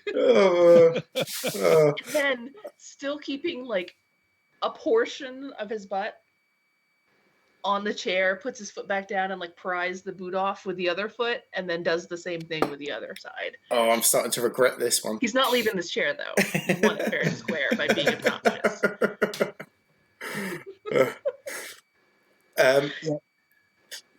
Zoe's boots have seen some action, it's fair to say, but they are well made but well worn. Very much the same as They're a little Soraya's. more sporty than they need to be. They're kind of the fashionable version of well-made boots. I like it. Very poorly taken care of, though. Basically, There's a curry stain on one of them. Ah. That's the Amazing. best way to take care of boots. It wasn't explicitly forbidden in this very helpful talk. It's only a third of the way through. You know how to get the other 2/3. How sturdy is the table, Ben? I mean, you could stand on it, but I wouldn't want to parade elephants across it. Kara stands. Ish. Kara stands on the table, taking all the boots into her arms, and says, "Right, first person with both their boots back on. Everyone put in 100. So that's how much is that? That's if it's those three plus is Stefan in, Ewan? 3. Yeah, he'll go in. 4, 5, Is 6. this involve fighting you for our 7. boots? Not necessarily. Well, we'll see. Whoa. He sort of stretches his hands out a little bit for putting them in fists. Kara's like, there's no fighting. There doesn't need to be any fighting. We're all friends Kara here. in or not? No, Kara is the boot master. Stefan will not go in. Oh, so Boot master. that means our 3 new friends plus Agnar plus Zoe plus Soraya. So that's 6. So that's 12 boots in Kara's arms. Kara catches that Stefan's not bothered. Says, "Well, Stefan, come up here and make some use of yourself." Drags him up, hands him half of the boots. Says, "Right, first person to have both their boots on and sat back down on the chair wins the pot." And starts spinning around and randomly just starts hurling the boots willy-nilly across the Cascade, encouraging Stefan to do the same. Just quickly, before we get going, Agnar will turn to the other two and say, how about we up the stakes a little bit for those of us on the ship? Frankly, I love our dear friend Greyhill Bass. Perhaps a little too much. It's getting a bit emotional. And I would like to offer into the pot the honour of toasting Greyhill Bass each week, as we do. Soraya sees the spinning and says, "Okay, last one of us 3 to get their boots on takes the toast." Deal. Cool. Point of order, does it have to be our own shoes or any shoes at all? Kara's spinning around with her mouth half open. Your shoes! Thank you. As they start flinging off in all directions. I'm leaving up to Ben how he's going to work out how we do it. But the shoes go spraying off in many directions. Honor system, maybe. And that was it. Stefan finds one of Soraya's shoes. No, he doesn't actually. He finds a random shoe, probably not Soraya's, and sticks it in the rag, the greasy rag of whatever it was. It's the righteous rag of the Western Cape. The righteous rag of the Western Cape, which was in fact a greasy rag. Yes. Okay. Right. And then follows suit. Okay. So what are we doing? We're trying to work out how to do this. Okay. There are now 12 shoes flying at people's heads in the Cascade. You're gonna get kicked out. Oh, we've put a lot of money behind the bar, and we know Kat Araleski. We're all right. The And entire also- time you're spinning with the shoes, Underlog is just like chugging his beer to like try to guess when you're gonna throw so he can be finished then. And also, Cara does know Just staring. the fourth Duke of He knows what's Rowley Carnarvon as well. He'll keep me safe. That's All it. right. Go on, Underlog. Has everybody got a D20? Oh my goodness, Oh, I can roll one in Discord. Ali! And you're luck because my cat just got out of my dice tray. Oh, Ali, you've got one of them. Yeah, I got one. All right. For each character, roll a D20. The top 5 rolls get their first shoe on Oos. before the other lot. It's not me. Then we do it again. The top 5 get their second shoe on, or their first if they weren't there for the first one, if that makes sense. Yeah. Oh God. And whoever's left will roll out in terms of order, and we'll see who finishes first, okay? Okay. I got a 2. Oh, Oh no. bless you. On a D20, an 11. 11 for Soraya. Okay. 5 for Zoe. Oh no. 15 for Agnar. Oh. 3 for Jed. What some low rolls on the D20s. Wow. Wow. I can't believe that a 4 was relatively victorious. So what happens with Underlog is that he wastes time jumping up onto the table to like shove at Kara before racing after his boot. But the boot is kind of like falling behind a bunch of people who kind of like Kara. So, So they're like essence, blocking the way as he's trying to go for the boot. Underlog, unfortunately, has not managed to get his first shoe on, while the others are still off looking for their second, if that makes sense. So, everyone Well, roll again. Colonica is not moving from her chair. She's just flagged down a waiter and said, "My good man, would you mind if I grip?" We'll make up a shoe.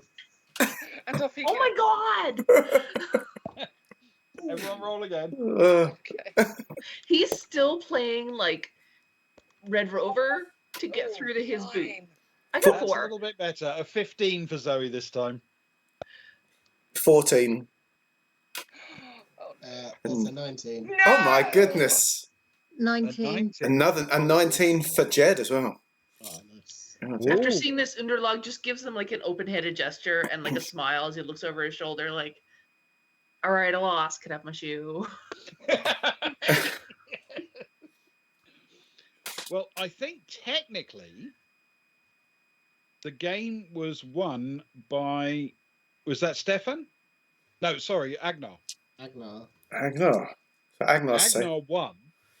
Oh, what did you get, Ben, on your second roll? I got a 15 on my second go. I got 14, so I was the last of the 3 of us to get You were the... the last of the 3 to get on, yeah. And Underlog was the last of everyone. He's not even got his shoes on yet. Exactly. He's still trying to get past the group of the table that really likes Kara on the other side of the room. Ah, it's a blessing and a curse. Colonica, having received her first shoe in relatively good speed, then offers again to bribe the waiter. And when she realises that she's nowhere near victorious, she calls across, "And some snacks, good man, some lovely snacks, something salty. That'd be lovely, thank you so much." And so, he's just taking his time now. He's got absolutely no hurry at all.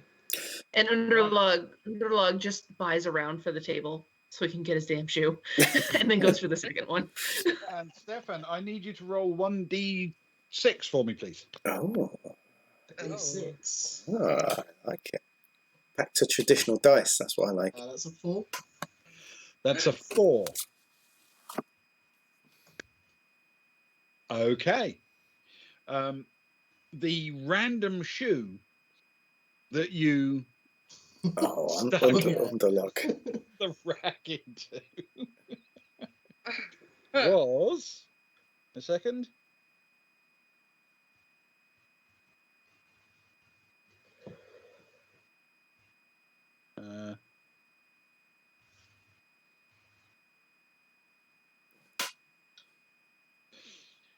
It was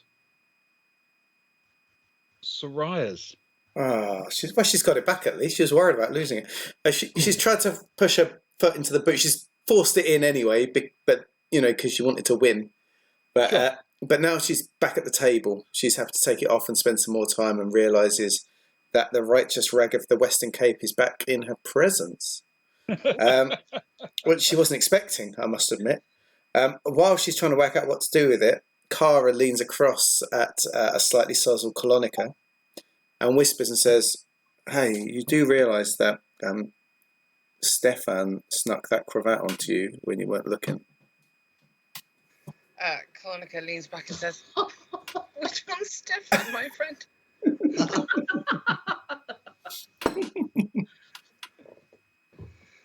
But then she fumbles about a bit and sort of does that weird thing that people do sometimes where they think there's something behind them and they're not sure what it could be. So she's sort of rubbing her back against the back of the chair and then eventually realises that there's a wad of something and is sort of discreetly but urgently trying to free what it is. But it's exactly between her shoulder blades and she can't reach it no matter how she tries to reach around herself. Right. A very nice cat cameo as well, by the way. Thank you. He's a good boy. He had to pay the dice tray toll. Yeah. Yeah, definitely. Especially since he cursed my D20. Underlug, I think at this point has got his shoes back on. He's just got his shoes back. Is just holding them in his hand and coming back over to the table, not expecting to get his chair back. Just sort of looking sheepish, like, oh, that was a good one, I guess. You don't want to look sheepish around Agnar. That could end very badly. Oh. As he comes over, Agnar will say, "Don't worry. I've heard the boot maintenance lecture many a time, and Cara often likes to play this game just after giving the lecture." Cara says, "It's so that you can look at each other's boots and realise how poor your maintenance is compared to others." Yes, we all know. Look, it's if you don't let your boots down, your boots won't let you down. I mean, she's not wrong. Agnar sort of say and sink into his chair. Underlug will pull up a fresh chair, sit in it, and put his boots back on. Colonica, in suddenly appreciating that she's running the risk of looking ridiculous, she excuses herself to go to the ladies by saying, "Oh, good lord, it's the captain of the Stroganoff. I've been meaning to have a word for some time. Do excuse me, I'll be back. I'll be back shortly. Thank you. And she beelines without hesitation to the bathroom where she's going to completely disrobe and get this bloody scarf out from between her legs. Between her legs, sorry. Between her shoulders, but it's all like damp and gross and... Oh, it is. You have legs on your shoulders? I'm quite a contortionist. Yeah, she's like a turkey. Yes. Yeah. Is there anybody by the bar at the moment that she can walk past on the way back? Of our crew, I don't think anyone is. There are people by the bar, of course, but they're not. But They're they're not part game of for the team, I cravat. don't think. Okay, well, she heads back to the table after, freeing and sort of reappraising and tidying herself up. And then she accidentally bumps against Zoe's chair, the back of Zoe's chair, and I do apologise. I'm so sorry. Excuse me. And while she slides around, she's trying to slip the cravat into, like, as she bumps into Zoe, she's trying to slip the cravat under Zoe's something, collar, jacket. I don't know how she's dressed. Okay, it's essentially a flight suit. So, absolutely. Cheeky! I picked my target. Go for 2d6, please. Yeah. Roll 2d6. 5 and a 4. It's a 9. A 9. That's good. And it's not good enough. Oh, That's an 11. Oh. You need a weaker target. Yeah. She winks very, like, I guess immediately. Harsh. One has to try. You understand. and then sits down with a cravat, and she just sort of passes it through her hands, trying to figure out her next move. Yes. Zoe looks with a sort of slight smile and says,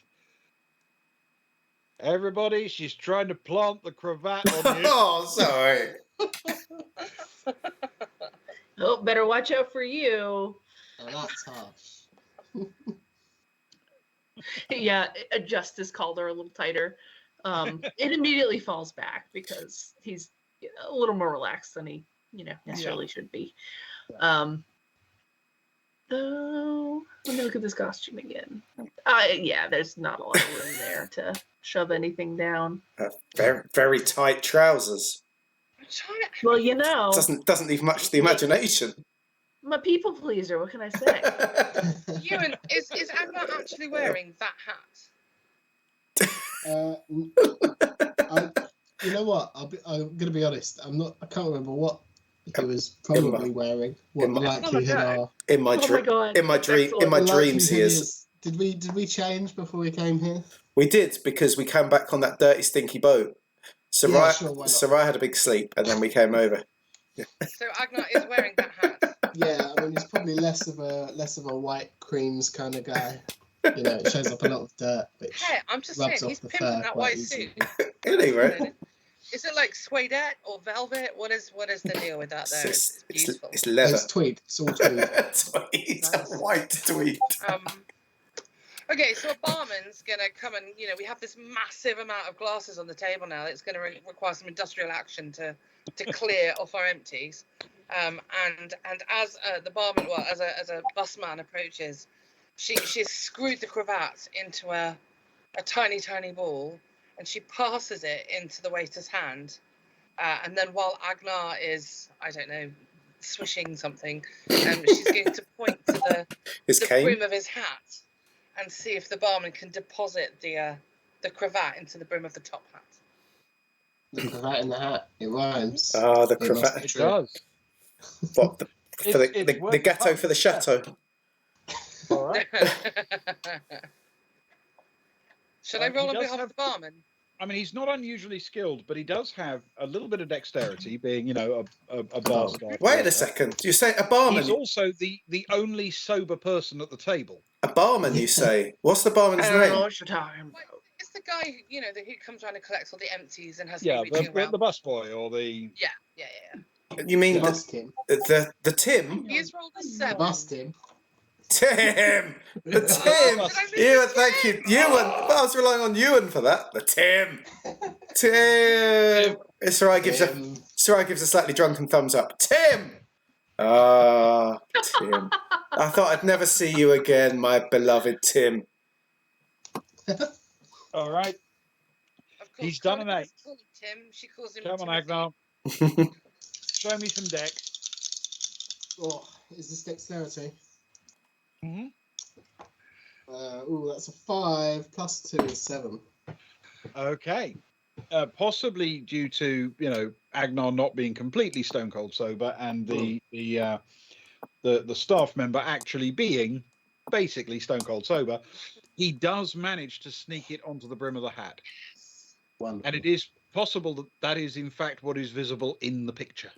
Oh, swerve. Oh, thank you, Perfect. I Ben. like that. What a bet. A luridly coloured cravat. Cravat. Oh, I beautiful. love it. While this is going on, Sarai's run outside again. There must be something like a roses seller. You know, someone that goes around selling single roses or single flowers from the planet. Is there someone touting that sort of wear then? Selling something. People who approach diners at tables. Yeah. Were all exterminated during the Justice Wars. I need. Give me something, Tim. Give me something. Along with buskers who only know Bob Dylan. Oh Or no. the accordion. Kill 'em all. No. They can play accordion if it's Alsatian folk music. That's okay. Or in Paris. Give me something. Give me something. Yeah. However, Geeka is a tourist place, and this is a touristy area. There are no shortage of street vendors with stalls selling street food, but also absolutely things like, convenient umbrellas for when you get caught short in the rain, and flowers and things of that nature. Perfect. Soraya goes up to an umbrella salesman. She says, grab some umbrellas, I'm guaranteeing you some money. And drags him by the hand, as he's grabbing the umbrellas. Up to the entrance, waves off the doorman, said, I know Cat Arlesti, it's all right. Duke. I know the Duke. Yeah, exactly. We know Cat Arlesti, we know the fourth Duke of Rowley Carnarvon. And, Yeah. and He's on the stroganoff at the moment. But we know. we know. And as Underlog, Underlog. we know Underlog, exactly. So does the umbrella salesman, probably. And as she's dragging him, she says, I've got some friends.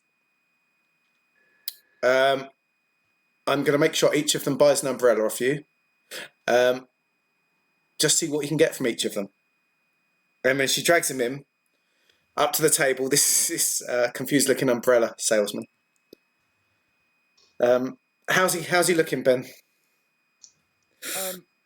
Well, baffled, but he works on a street cart for a living. He adapts quickly to changing circumstances. Sarah says, hello everyone, I want to introduce my friend. His name is... She's like, oh, what's your name? Oh, can I name him? Let me redeem. Right, redeem it, and you can. There's no free there's no free namings. Ben's quite happy you've done that. There's no free namings. Scary Millie's out.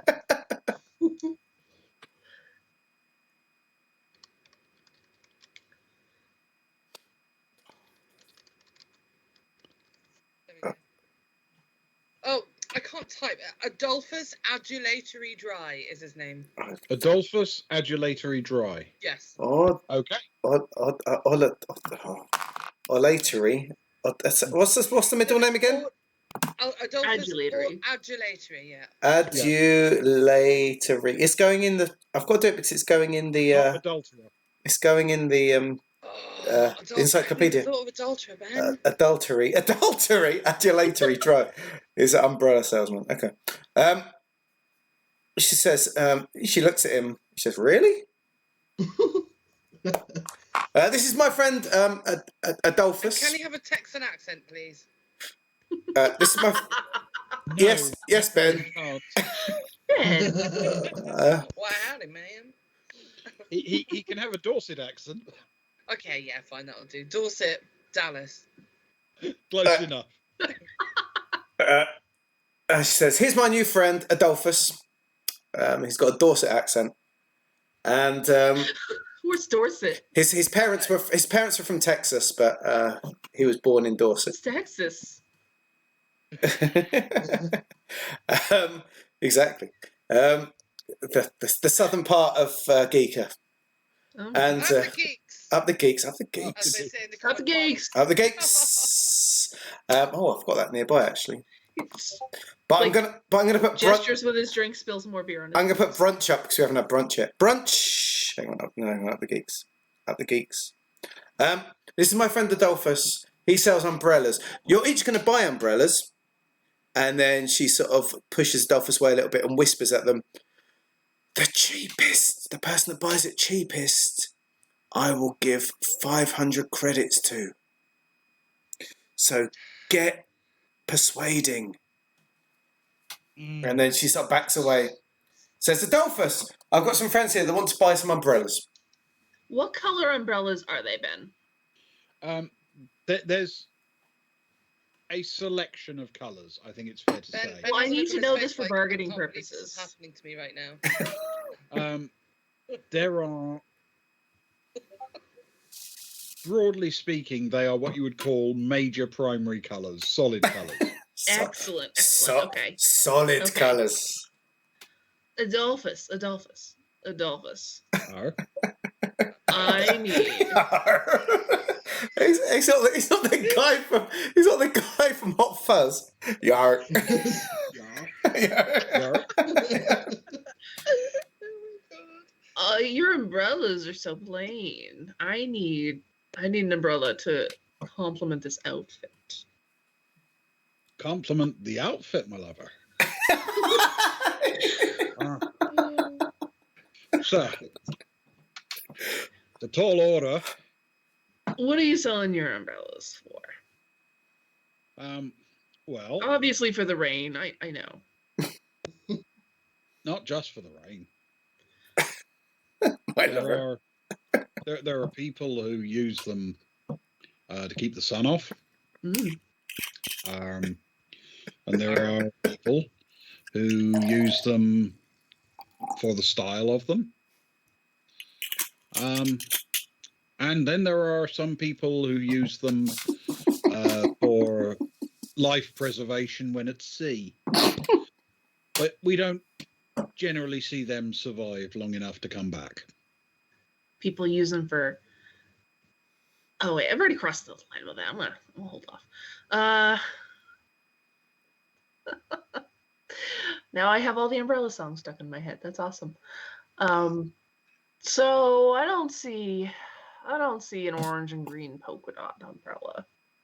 Now I can do you orange, and I can do you green. I can settle for the orange one. Matches my eyes. Orange. Sure. Orange is fine. You just sound like a hobbit. Oh God, what a good sell for? Like, what's a reasonable amount of credits for like a beer, Ben? It depends on the beer, but a really, I mean, What's really a beer high and a well quality- whiskey price? Like, you walk up to the bar and you're like, oh, give me your beer and a well whiskey. Yeah, I mean, it would be between 5 and 10 credits depending on circumstance if you just wanted a drink. All right, I don't really need an umbrella right now, so how about you sell me one for 5 credits? Well, you see that the price of them is 100. He lifts his goggles up so you can, and he's like, but it would just go so well with my pretty orange eyes. Don't you agree? You big wink. Picking up your accent, I hate it. Actually, I do see that, but I feel the 100 credits would go particularly well with my wallet. You haven't given me a number yet. Number of what? Like reaches for his beer and like knocks it over because he's getting frustrated. Number of credits. 100. You're saying 100, not a number. I thought you were saying a number of credits this entire time. It's like, what number? You're going to fit in great down Darset way. Wow. Never go further south than Bristol, Sparrow. Oh God, I'm so embarrassed. Okay. How about 80? I mean, this is a bulk deal going on here. This is a very large table full of people, and I'm sure you could spare an umbrella for 80. How many are you buying? I'm buying one. An 100. orange one to go with my beautiful orange eyes. The orange ones, 100. I guess I'll pass. Well, we both lose then. I guess so. Puts his goggles back down. Underluck. Not such a fun game, friend. Could have had an umbrella. Looks Could have at had Soraya. Could have had an umbrella. Could have given you a lot of money. All right, who's next? How much was I offering? 600, was it? I don't remember. To the winner. Mm-hmm. It is now. It is now. I can't remember what it was. Someone's going to was, settle for 600 100 now. credits, and they're going to get. They're going to be the only person. Don't get 600 credits. Exactly. It's a win. It's a strategy. Come on. Someone buy an umbrella for my friend. Who wants to have a go? Cara, why don't you? Let's see what you got this time. Seemed awfully eager to throw boots earlier. Cara? Cara will say, what's your cheapest umbrella? Cheapest? Yeah. It's the blue one. How much? 100. Okay.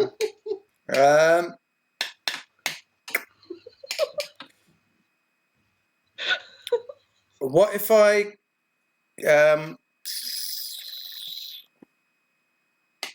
how much profit do you make on an umbrella? I think that'll be my business. She sort of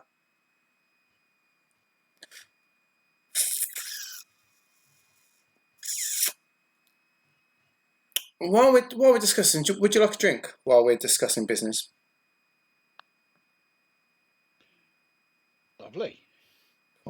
Especially when it's frozen on Ben's face. She looks down at the table and there's beers around. Let's face it. And thank you, Ali. Jed's done well. Good night, Jed. Thank you, You've Alex. done Good well. night. Very kind Good of you. night, Good work. Good night, Allie. Good night.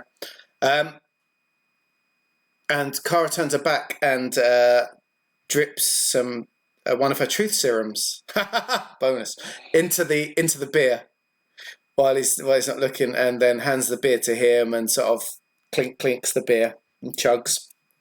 Can you do a deception with Dex for me, please? I can. I'm good with deception at least. She I've got to have some bonuses. Yes. I've got to have some bonuses from playing this game every week for the last year. Ben, are you actually from Dorset then? 10. I am. Okay. Yeah, 10. Mm. Yes, can't you tell from my regular accent? I mean, absolutely. I was just double checking. You know, it could have been an affected. I don't know. No, I have no idea where you're from. But now I do, because I am. The only accents I can tell are regional Maine accents, and even then, it's like, are you coastal or central, or border of New Hampshire? Right. How much does they cost? 100. How much they cost you?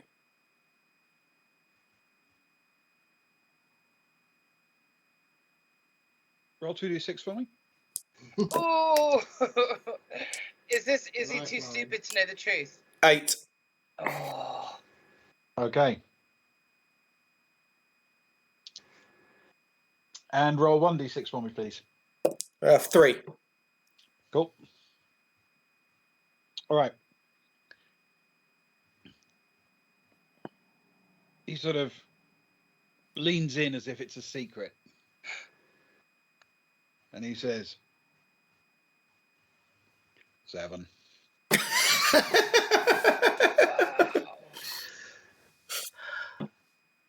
Cara sort of have people heard him say that? Anyone who wants to roll 2d6 for me. yes, please. It's a fairly loud place, and he wasn't making a lot of noise, but you're all pretty close. Oh, Stefan will be Yeah, but Underlog is is drunk I got a and 10. focused on the people here. It's a what 4. did- 4. Okay. Yes, I'm afraid it looks as if Ewan has missed out as well. Yeah, that's a 6 for Stefan. Yeah. While all this going on, can the snacks that I ordered please arrive at the table, and can I tell you what I'd like them to be? Yes, absolutely. I would like it to be a lovely plate of fresh fruit scones and some clotted cream and a couple of different types of jam, including strawberry, raspberry, and apricot. Oh. Mm. Okay. I should point out that this is on Geeka, so strawberry is called fish flavored. Lovely. That's true, yeah. As a bit of throwback to a former episode, you understand. And Yes. but yes, that kind of things. Your basic Basic cream scone tea. and jam, absolutely fine. Thank you so much. While this all malarkey is going on, she splits a scone and offers it. Like, she just slides one on a side plate over to the umbrella salesman. While that's happening, Cara will whisper to him and say, "I'll give you 20, but I'll pretend they cost more for everyone else." What's in it for him?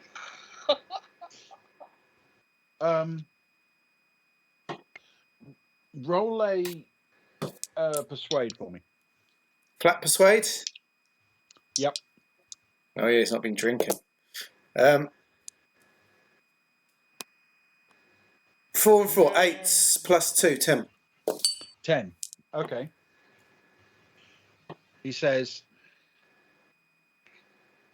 "I'll tell you what.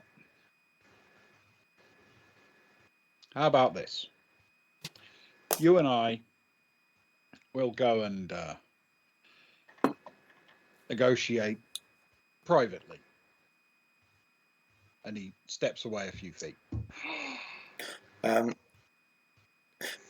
Cara stares at him and says, "You filthy creep," and slaps him and marches off.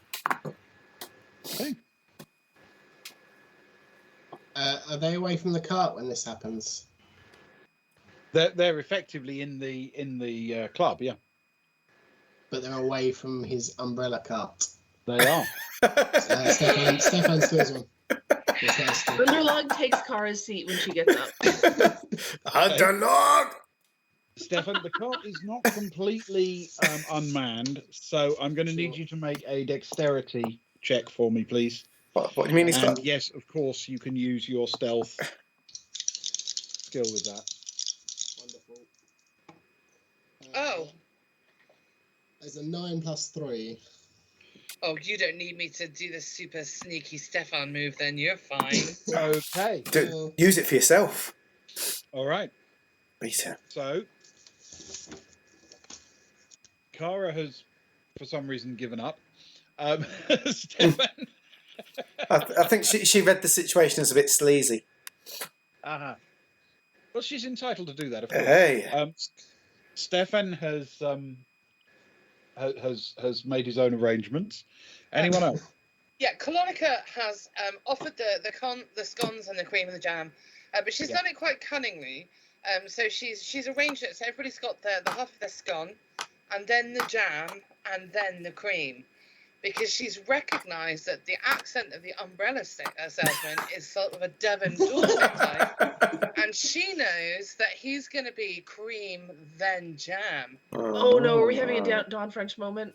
So she's making sure that everybody else is going to be doing jam, then cream, the Cornish way, because she recognises that he's a potential Dorset / Devonian, and he's going to be cream then jam, and he's going to be looking at everybody else in absolute disdain. The horror. That's very interesting. I like that. Okay. Roll 2d6 for me, please. Okay. See, this is the kind of quality nonsense roleplay I like. You are welcome. 2d6. Oh God, it went very, very badly. 5. But I mean, can we say that she's charismatic and she gets a little bit of a lift for that? Yes, I don't actually have a problem with that. She has to have especially social. Since we're in a social situation, so you can probably have a bonus for social, and I would think it's at least a +1. Sadly, the kind of tip over figure in Traveller is an 8. Oh damn! So Yeah, it was worth a go. And +3s are unbelievably tough to hit on things for a single check. So I'm afraid it's not quite going to be enough. If he recognises it, it doesn't win him over. But she also hasn't done any talking yet. She's simply just laid out the plates. That's true. And so, with a completely different accent, she would say, "All right, Babber, most you two then, lover. Why don't you come over and we'll sit down and have a lovely tea together, all right?" And Caesar, some humble tones of home would lure him back to the table with a more favourable outlook. That's terrifying. She's got a bit precise. I can't do Roll 2d6 Dorset. for me, please. 2d6 again. Okay. Please be good. That's a very good. Oh, I didn't do it properly. Sorry.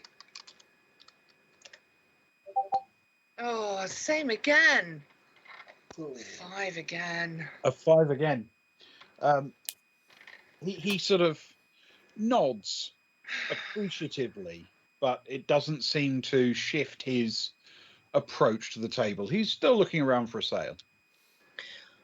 At that point, Interlog will lean forward and say, Nobody has bought one yet. Wait, no money has exchanged hands. No. two Right. for Really 150. shit at commerce. Oh. First deal he's had all night, potentially. One green and one orange.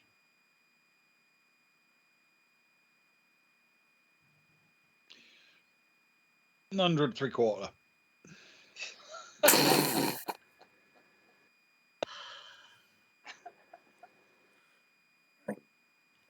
I think you need. 103.25 for 2 orange. $103.25 to orange. Takes his umbrellas, hands over the money. The only one with umbrellas so far. Oh. Orange. So you've got Orange.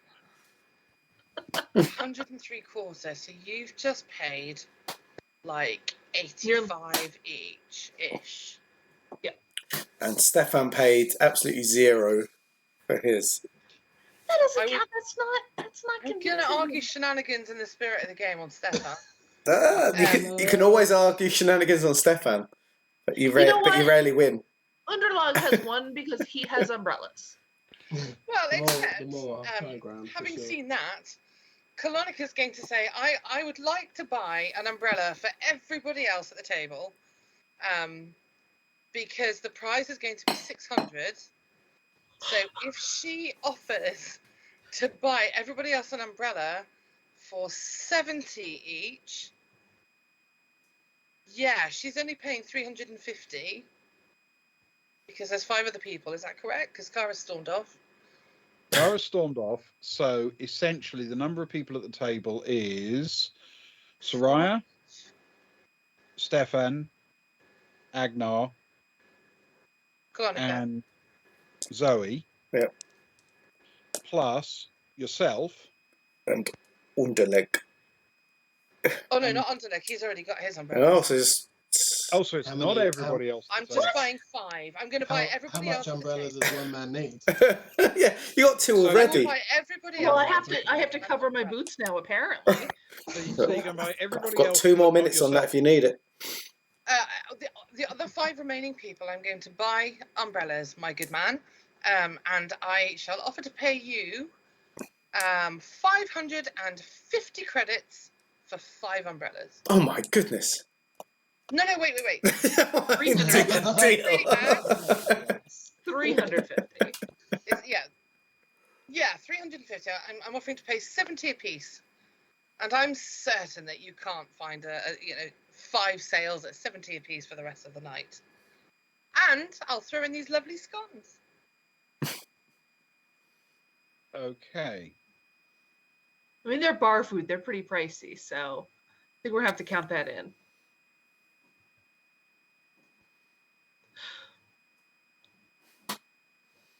Ben's thinking.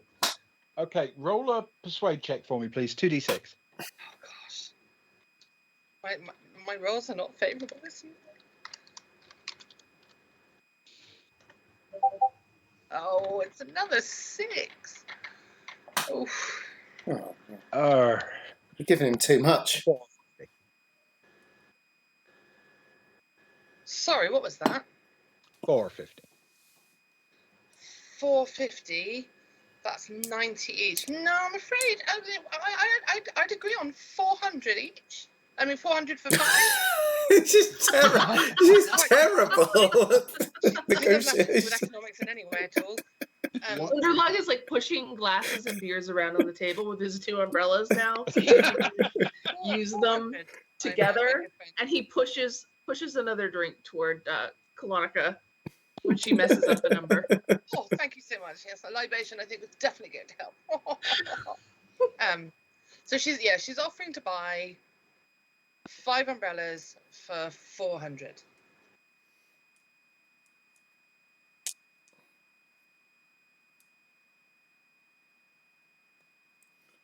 He's gone into serious economics. 435. My maths isn't good enough. That's 87. Is that going to beat you? Let's see, 70 is 35, 37. No, mine is slightly under 88. 87. No, yours is 87.5. This would be Okay. 87. Yeah. Oh, it would be Oh. cheaper. Just So barely. it's half a credit better. Yes, that's a deal. At great length when she's counted on her fingers and has, drunk all of the booze that was just tipped towards her. She agrees on the deal, spits on her hand, and extends it for a shake.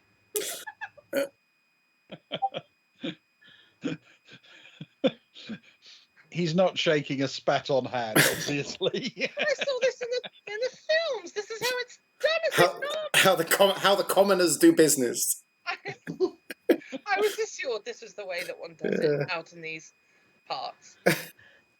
He's from Dorset, not Somerset. It's not Wiltshire.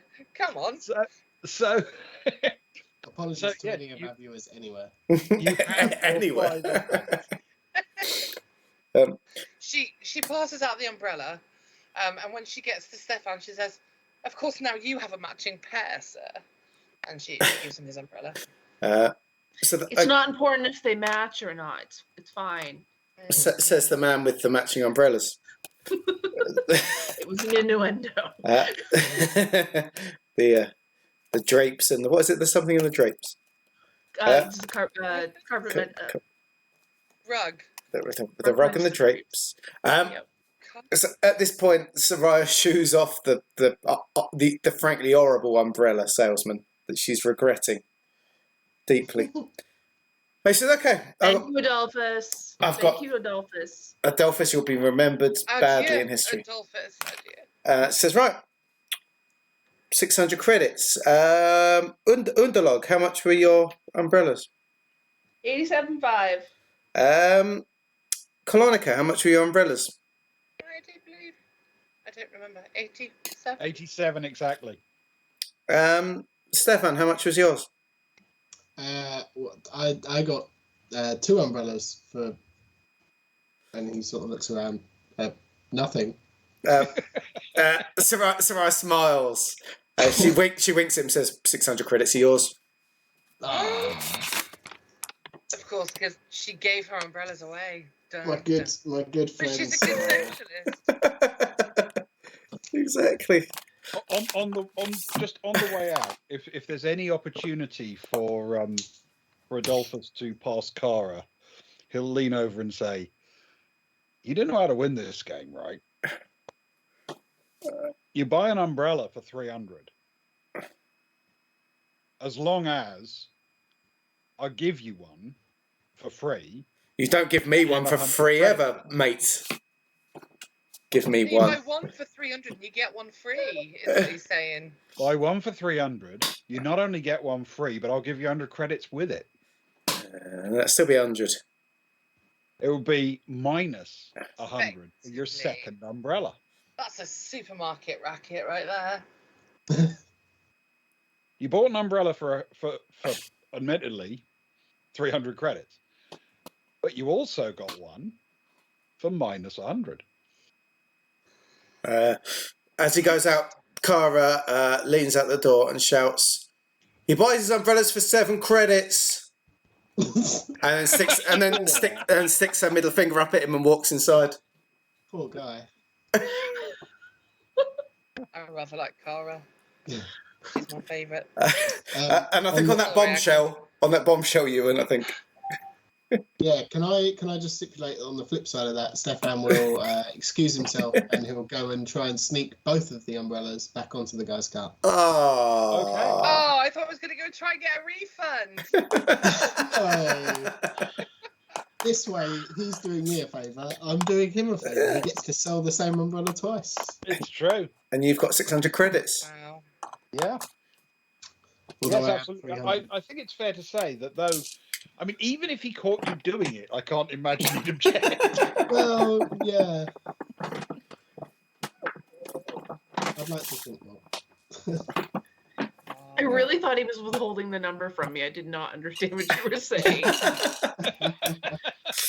That was a brilliant moment. I loved it. I have to say, as an auditor, that's one of the most frustrating things that people do is delay giving me information. And I'm just like, Yeah. You were getting like work flashbacks in the evening. Oh. God damn it. I know I didn't work that hard today, but I was there. Showed up. On that, I know that Ewan needs to go, and it is 2:00 here. So can we call it for the evening after a night of Yes, nonsense? of course we can. Yeah, Thank apologies. you everyone for joining us. That Yeah. was Thank you so much for having me. very silly and very fun. It has been great fun. And great fun to come up with some nice moments that we can hopefully bring up later. Boots No and doubt. umbrellas and There will be an opportunity to reference some of it for role playing purposes. socialist socialites. Yeah, Excellent. remember found that an name. actual socialist socialite from Essex, of all places, and I've linked that in the Discord. Oh, beautiful. Excellent.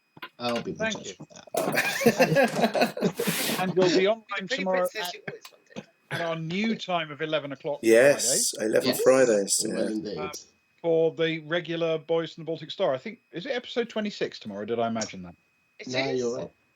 So 26. Okay, so episode Oh. 26 tomorrow night. Thank you, everyone. Thank you, Ben. Yeah, it's been great fun. Hang on, let me move this underlegs picture Here so we can have a final in the goodbye. chat is our Discord link. Come and join us. It's a good link. It's a good link. Hang on a sec. Look, there's Sparrow has appeared from the underlegs. There we go, all along.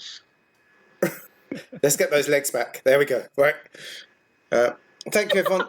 That's harsher than I meant it to be. I'm so Wow. sorry. I mean, I'm horrified to discover I was wearing open-toed sandals in August this whole time. Lord, you treat me like a heathen. Hang on. Let me cover that back up again. There we go. That's better. It is shocking. Right. Tomorrow at 11 then. Tomorrow at 11 o'clock. Yeah, and if anyone is sticking around on the Discord tonight, I will be around in a few minutes, but not for very long. Cool. Cool. I'll come and say hi. Yeah, I if gotta you get must. some pizza and I'll be there. Yeah. Okay. Yeah, Nice. give me 5 or 10 minutes to, freshen up, and then I will be with you. Excellent. Okay. Thank you, everyone. Good night, Ewan. Enjoy work tomorrow. Good night, all. Thanks, guys. Goodbye. Good night. Cheers. See you all tomorrow. Yeah. Yes.